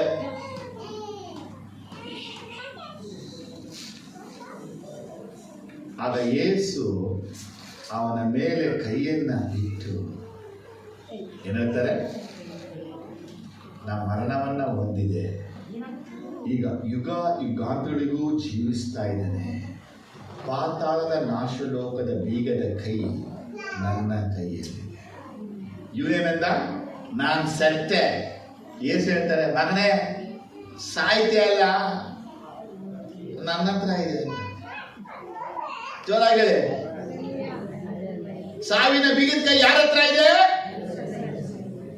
ಹೇಗೆ ಸತ್ತೋಗ್ತೀರಾ ನೀವು? ಶತ್ರು ನಿಮ್ಮನ್ನ ಕೊಲ್ಲಕ್ಕಾಗಿ, ಶತ್ರು ನಿಮ್ಮನ್ನ ಸಾಯಿಸಕ್ಕಾಗಿ ಮಾಟ ಮಂತ್ರ ತಂತ್ರ ವೈರಿ ಶತ್ರು ವಿರೋಧಿ ರೌಡಿ ಯಾವನೇ ಆಗಿರ್ಬೋದು, ಎಂತ ಆಯುಧಗಳೇ ತರಬಹುದು, ಏನು ಬೇಕಾದ್ರೂ ನೀವು ಮಾಡ್ಬೋದು, ನಿಮ್ಮನ್ನ ಏನು ಮಾಡಕ್ಕೆ ಆಗಲ್ಲ. ಕಾರಣ ಒಂದೇ ಒಂದು, ಯೇಸು ಜೀವ ಕೊಟ್ಟು ನಮ್ಮನ್ನ ಬಿಡಿಸಿದ್ರು. ಜೀವ ಕೊಟ್ಟು ಬಿಡಿಸಿದ್ರು ಅನ್ನುವಂಥ ವರ್ಡು ಬರೀ ಪಾಪ, ಬರೀ ಸೈತಾನ, ಬರೀ ರೋಗ ಅಲ್ಲ, ಎಲ್ಲಾದ್ರಿಂದಲೂ ಆತನ ರಕ್ತದಿಂದ ನಮ್ಮನ್ನ ಬಿಡಿಸಿದ್ರು. ಅರ್ಥ ಆಯ್ತದ? ಈಗ ನಿಮ್ಮ ಮಧ್ಯ ನುಗ್ಬಿಟ್ಟು ನಿಮ್ಮನ್ನ ಕೊಲ್ಲಕ್ಕೆ ಶತ್ರುವಿಗೆ ಲಾಸ್ಟ್ ಪಾಯಿಂಟ್ ಅದು ಹೇಳ್ತಾರೆ. ಏನೋ 4ನೇ ಪಾಯಿಂಟಲ್ಲಿ ದೇವರ ಕೆಲಸವನ್ನ ನಿಲ್ಲಿಸಿ ಬಿಡ. ಆದರೆ ಶತ್ರುವಿನ ಮುಖ್ಯ ಇಂಟೆನ್ಷನ್ ಏನಪ್ಪ ಅಂದರೆ ದೇವರ ಕೆಲಸವನ್ನ ನಿಲ್ಲಿಸೋದು. ನಿಲ್ಲಿಸೋದು, ನಿಮ್ಮ ಪ್ರಾರ್ಥನೆ ನಿಲ್ಲಿಸೋದು, ನಿಮ್ಮ ಆರಾಧನೆ ನಿಲ್ಲಿಸೋದು, ನಿಮ್ಮ ಉಪವಾಸ ನಿಲ್ಲಿಸದೆ ಶತ್ರುವಿನ ದೊಡ್ಡ ಯೋಚನೆ. ಏನಿಲ್ಲ, ತೀರ್ಮಾನ ಮಾಡ್ತೀರ, ನಾ ಇವತ್ತಿನಿಂದ ಒಂದು ಅರ್ಧ ದಿನ ಉಪವಾಸವನ್ನು ನೀವು ಮಾಡಬೇಕು ಅಂತ ತೀರ್ಮಾನ ಮಾಡಿಬಿಟ್ಟು ಫೋನಲ್ಲಿ ಮಾತಾಡಿದ್ರಿ. ಬೆಳಗ್ಗೆ 5 ಗಂಟೆಗೆ ಹೊಟ್ಟೆ ಸೌಂಡು, ಕಣ್ಣೆಲ್ಲ ಮೇಲೆ ಕೈಯೆಲ್ಲ ಬೆಳಗ್ಗೆ ಕೊಡಮ ನಾಷ್ಟ ಎಲ್ಲೋ. ಆಗ BP ನೋಡಿ, ಶುಗರ್ ನೋಡಿ, ಅದು ನೋಡಿ, ಇದು ನೋಡಿದ್ರೆ ಎಲ್ಲ ನಾರ್ಮಲ್ಲೇ. ಯಾಕೆ ಸುಸ್ತಂದ್ರೆ ನೀವು ಉಪವಾಸ ಮಾಡ್ತೀನಿ ಗೆದ್ರಲ್ವಾ, ಅದಕ್ಕೆ ನೀವು ಉಪವಾಸ ಮಾಡೋದು ನಿಮ್ಮ ಶರೀರಕ್ಕೆ ಕೇಳಬಾರ್ದು. ನೀವು ಇರಲೇ ಗಂಡನು ಕೇಳಬಾರ್ದು, ಹೆಂಡತಿಗೆ ಸುಮ್ಮನೆ ಕೂತು ಓದ್ತಾ ಇರ್ಬೇಕು, ಶರೀರ ನೋಡ್ತಾ ಇರ್ತೀನಿ, ಏನು ಮಾಡ್ತಾನೆ ಎಣಿಕೆ ನೋಡ್ತಾ ಇರ್ತೀವಿ, ಸುಮ್ಮನೆ ಓದ್ತಾ ಇರ್ಬೇಕು. 12 ಗಂಟೆಗೆ ಸ್ತೋತ್ರ ಏಸಿ ಬಂದಾಗ ಅರ್ಧ ಗಂಟೆ ಹಾಫ್ ಡೇ ಉಪವಾಸ ಮಾಡ್ಬಿಟ್ಟ. ಇನ್ನು ದೇವರ ಕೆಲಸಗಳನ್ನ ನಿಲ್ಲಿಸುವುದೇ ಶತ್ರುವಿನ ಮುಖ್ಯ ಒಂದು ಯೋಚನೆ. ಅದಕ್ಕಾಗಿ ಅವನು ನಮ್ಮನ್ನ ಬೆದರಿಸ್ತಾನೆ. ನಾವು ಅವರ ಮಧ್ಯದಲ್ಲಿ ಹೋಗಿ ಅವರಿಗೆ ಗೊತ್ತಿಲ್ಲದೆ ತಿಳಿಯದೆ ಅವರನ್ನ ಕೊಂದಾಕೋಣ. ಈ ಬೈಬಲಲ್ಲಿ ಎಲ್ಲೂ ಬಯಲ್ಪಟ್ಟಿಲ್ಲ ಶತ್ರು ಯೋಜನೆ ಸಫಲ ಆಗಿದೆ. ಆದರೆ ಬಯಲ್ಪಟ್ಟ ಒಂದೇ ಒಂದು, ದೇವರ ಚಿತ್ತ ನೆರವೇರಿದೆ. ಯೋಷಾಫಾಟಿಗೆ ವಿರುದ್ಧವಾಗಿ ಬಂದವರು, ಹಿಜ್ಕೀಯ ರಾಜನಿಗೆ ವಿರುದ್ಧವಾಗಿ ಬಂದವರು, ದಾವೀದನಿಗೆ ವಿರುದ್ಧವಾಗಿ ಬಂದವರು ಯಾರುವೇ ಜಯ ಹೊಂದ್ಕೊಳ್ಳೋಕ್ಕೆ ಆಗಲೇ ಇಲ್ಲ. ಯೇಸು ವಿರುದ್ಧವಾಗಿ ಬಂದವರು ಜಯ ಹೊಂದ್ಕೊಳ್ಳೋಕೆ ಇಲ್ಲ. ಸೇವೆ ವಿರುದ್ಧವಾಗಿ ಬಂದವರು ಜಯ ಹೊಂದ್ಕೊಳ್ಳೋಕೆ ಆಗೋದೇ ಇಲ್ಲ. ಯಾಕೆಂದರೆ ಈ ಕೆಲಸ ಪ್ರಾರಂಭ ದೇವರು ಮಾಡಿರೋದು, ಈ ಕೆಲಸ ಮುಗಿಸೋನು ದೇವರೇ. ಹೇಳಿ, ಅವ್ರು ಯಾರನ್ನ ಕೆಲಸ ಮುಗಿಸೋ ಪ್ಲಾನ್ ಮಾಡ್ತಾ ಇರೋದು? ದೇವ್ರ ಕೆಲಸಗಳನ್ನ ನಿಲ್ಸಕ್ಕೆ. ಸಮ್ಟೈಮ್ಸ್ ನಾವೇ ಸೈತಾನ್ಗೆ ಸಪೋರ್ಟರ್ಗಳಾಗ್ಬಿಡ್ತೀವಿ. ಏನಾಗ್ಬಿಡ್ತೀವಿ? ಸೈತಾನ್ಗೆ ಸಪೋರ್ಟರ್ಸ್ಗಳಾಗ್ಬಿಟ್ಟು ದೇವರ ಕೆಲಸ ನಿಲ್ಲುವ ಹಾಗೆ ಪ್ರಯತ್ನ ಪಟ್ಬಿಡ್ತೀವಿ ನಾವು. ಅದಕ್ಕೆ ನನಗೆ ಫಸ್ಟೇ ಈ ಸಂದೇಶಗಳೆಲ್ಲ ಹೇಳಕ್ಕೆ ಮುಂಚೆ ತೋರಿಸ್ಬಿಟ್ಟೆ. ಗಮಲಿಯೇಲ ಮಾತಾಡ್ತಾನೆ, ಅಪೊಸ್ತಲರ ಕುರಿತಾಗಿ ಗಮಲಿಯೇಲ ಮಾತಾಡ್ತಾನೆ. ಇದು ದೇವರಿಂದ ಈ ಕೆಲಸ ಪ್ರಾರಂಭವಾಗಿದ್ರೆ ನೀವು ದೇವರಿಗೆ ವಿರುದ್ಧವಾಗಿ ಯುದ್ಧ ಮಾಡ್ತಾ ಇದ್ದೀರಾ. ಇದು ಮನುಷ್ಯನ ಕೆಲಸ ಆಗಿದೆ, ಅದು ಹೇಗೋ ತಾನೇ ಬಿದ್ದು ಹೋಗುವುದು. ಯಾರೆಲ್ಲ ಹಠದಿಂದ, ಜ್ಞಾನದಿಂದ, ಬಲದಿಂದ ಏನೆಲ್ಲ ಮಾಡಬೇಕು ಅಂತ ಪ್ರಯತ್ನ ಪಟ್ಟರೋ ಅದೆಲ್ಲ ಅರ್ಧಲೇ ನಿಂತು. ಯಾವುದೆಲ್ಲ ದೇವರೇ ಪ್ರಾರಂಭ ಮಾಡಿದನೋ ಆತನ ಬಾಯಿ ನುಡಿದಿದೆಯೋ ಆತನ ಕೈ ಸಾಧಿಸುತ್ತದೆ. ಸ್ತೋತ್ರ ಹೇಳಿ. ಆತನ ಬಾಯಿ ನುಡಿದಿದೋ ಆತನ ಕೈ ಸಾಧಿಸುತ್ತದೆ. ಅವರು ಸೊನ್ನಿಟ ಸೈಜರು, ಅವ್ರು ಹೇಳಿಲ್ಲ, ನೀವೇ ಹೇಳ್ತಾ ಇದ್ದಾರೆ. ಊಹಿಸ್ಕೊಂಡು ಹೇಳ್ಕೊಂಡು, ಕಲ್ಪಿಸ್ಕೊಂಡು ಹೇಳ್ಕೊಂಡು, ನಿಮ್ಮ ಮೈಂಡಲ್ಲಿ ಬಂದೇ ಹೇಳ್ಕೊಂಡು ಎಲ್ಲ ಮಾಡ್ತಾ ಇದ್ರೆ ಆ ಕಾರ್ಯ ನಡೆಯಲ್ಲ, ಅದು ನಡೆಯೋದಿಲ್ಲ, ಅದು ಆಗೋದು ಇಲ್ಲ. ನಾವು ಸುಮ್ಮನೆ ಕೂತ್ಕೊಂಡಿರೋದು ಆಗುತ್ತೆ ಆಗಲ್ಲ. ಯಾಕಂದರೆ ಆತನ ಬಾಯಿ ನುಡಿದಿದ್ದು, ಆತನ ಬಾಯಿ ನುಡಿದಿದ್ದು ಆತನ ಕೈ ನೆರವೇರಿಸಿ. ಅವರ ಯೋಜನೆ ಏನಂದರೆ ನಮ್ಮನ್ನು ಬೆದರಿಸೋದು. ನಾವು ದೇವರ ಕೆಲಸಗಳನ್ನು ನೆನೆಸಲಿ. ಡೈರೆಕ್ಟಾಗಿದೆ. ಆ ಎನಿಮಿಗಳೆಲ್ಲ ಯೆರೂಸಲೇಮಿಗೆ ವಿರುದ್ಧವಾಗಿದ್ದಾರೆ, ಜನರಿಗೆ ವಿರುದ್ಧವಾಗಿಲ್ಲ. ಅವರ ಅಟ್ಯಾಕ್ ಜನರುಗಳ ಮೇಲೆ, ಅವರ ಪ್ಲಾನರ್ದಲ್ಲಿ ಕೆಲಸಗಳ. ಯಾವಾಗ ನಿಮ್ಮೊಳಗೆ ವೈರಾಗ್ಯ, ಯಾವಾಗ ನಿಮ್ಮೊಳಗೆ ಅಭಿಮಾನ, ಯಾವಾಗ ನಿಮ್ಮೊಳಗೆ ಒಂದು ಆಸಕ್ತಿ, ದೇವರಿಗಾಗಿ ಎದ್ದು ಏನಾದರೂ ಮಾಡಬೇಕಂದಾಗ ನಿಮಗೆ ಗುರಿ ದುಂಬಿಸೋರಿಗಿಂತ ನಿರುತ್ಸಾಹಪಡಿಸೋರೇ ಹೆಚ್ಚು. ನಿಮಗೆ ಕೈ ಕೊಟ್ಟು ಮೇಲೆ ಎತ್ತೋರಿಗಿಂತ ಕಾಲು ಕೊಟ್ಟು ಕೆಳಗೆ ಬೀಳಿಸೋರೇ ಹೆಚ್ಚು. ಒಂದು ಭಯ ಅವರನ್ನು ಕಾಡ್ತಾ ಇರುತ್ತೆ. ಅದಕ್ಕೆ ನಾನು ಎಷ್ಟೋ ಸಲ ಹೇಳ್ತೀನಿ, ದೇವರ ಪಾತ್ರೆಯಾಗಿರುವಂಥ ನಾವು ಸೈತಾನಿಂದ ಉಪಯೋಗಿಸಲ್ಪಡ್ತಾ ಇರುವ ಅಂತ ಪರೀಕ್ಷಿಸ್ಕೊಳ್ಬೇಕು. ಎಷ್ಟೋ ಸಲ ನಾವು ಮಾಡುವ ಕಾರ್ಯಗಳು ದೇವರಿಗೆ ಮೆಚ್ಚುಗೆ ಬರದೆ ಸೈತಾನಿಗೆ ಮೆಚ್ಚುಗೆ ಬರುವಂಥದ್ದಾಗಿರುತ್ತೆ. ನಾವು ಮಾಡುವಂಥ ಕಾರ್ಯಗಳೆಲ್ಲ ನಮ್ಮ ಬುದ್ಧಿಗೂ, ನಮ್ಮ ಯೋಚನೆಗೂ, ನಮ್ಮ ಮನಸ್ಸಿಗೂ ಅದು ಚೆನ್ನಾಗಿರುತ್ತೆ. ಆದರೆ ದೇವರ ಆಲೋಚನೆ ಪ್ರಕಾರ ನೋಡುವಾಗ ಅದು ದೇವರಿಗೆ ವಿರುದ್ಧವಾದ ಕಾರ್ಯಗಳಾಗಿರುತ್ತೆ.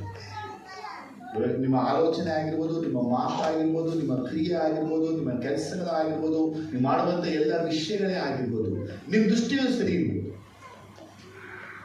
ನಿಮ್ಮ ದೃಷ್ಟಿಯಲ್ಲಿ ನೋಡಬೇಡಿ, ಅದನ್ನು ದೇವರ ದೃಷ್ಟಿಯಲ್ಲಿ ನೋಡಿ, ಅದು ವಿರುದ್ಧವಾಗಿರುತ್ತೆ. ಆಗ ದೇವರಿಂದ ಉಪಯೋಗಿಸಲ್ಪಡುವಂಥ ಪಾತ್ರೆ ಸೈತಾನ್ ಉಪಯೋಗಿಸಲ್ಪಟ್ಟರೆ ಆ ಪಾತ್ರೆ ಬೆಲೆ ಉಳ್ಳದಾಗಿ ಇರಲು ಸಾಧ್ಯವೇ ಇಲ್ಲ. ಅವರು ದೇವರ ಕೆಲಸವನ್ನು ಮುಗಿಸಕ್ಕಾಗಿ ಈ 3 ಕಾರ್ಯವನ್ನು ಮಾಡಿ, ವಾಕ್ಯ 12 ಇರುತ್ತೆ, ಯಹೂದ್ಯರು ಸುತ್ತ ಇರುವಂಥ ಯಹೂದ್ಯರುಗಳು 10 ಬಾರಿ ಹೇಳಿದ್ರಂತೆ. ಎಷ್ಟು ಬಾರಿ? ಒಂದು ಕಡೆ ಈ ವಾಕ್ಯ ಓದುವಾಗ ನಮ್ಗೆ ಏನ್ಸಿದ್ರೆ,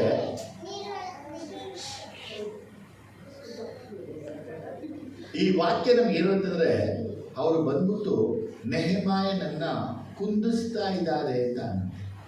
ಆ 10 ಬಾರಿ ವಾಕ್ಯ ಇರುತ್ತೆ. ನೆಹೆಮನಿಗೆ ಅವರು ಸಾಕ್ಷಿ ಕೊಡ್ತಾ ಇದ್ದಾರೆ.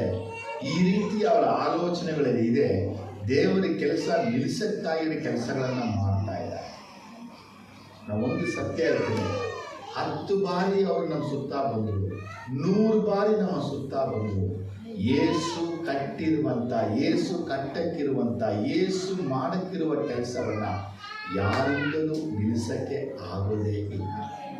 ಒಂದು ವೇಳೆ ತಡೆಯಾಗಿರ್ಬೋದು, ಒಂದು ವೇಳೆ ನಿಧಾನ ಆಗ್ಬೋದು, ಒಂದು ವೇಳೆ ಸಮಯ ಮುಂದೆ ಹೋಗ್ಬೋದು, ಆಗೋದಂತೂ ಹಾಗೆ ಅಲ್ಲೇ ಉತ್ಸಾಹವಾಗಿ ಹೇಳಿ. ಎರಡೇ ಆಗೋದು, ಮನುಷ್ಯ ಬಂದು ನಿಂತ್ಕೋಬೋದು, ತಡೆಯಾಗಿ ನಿಂತ್ಕೋಬೋದು.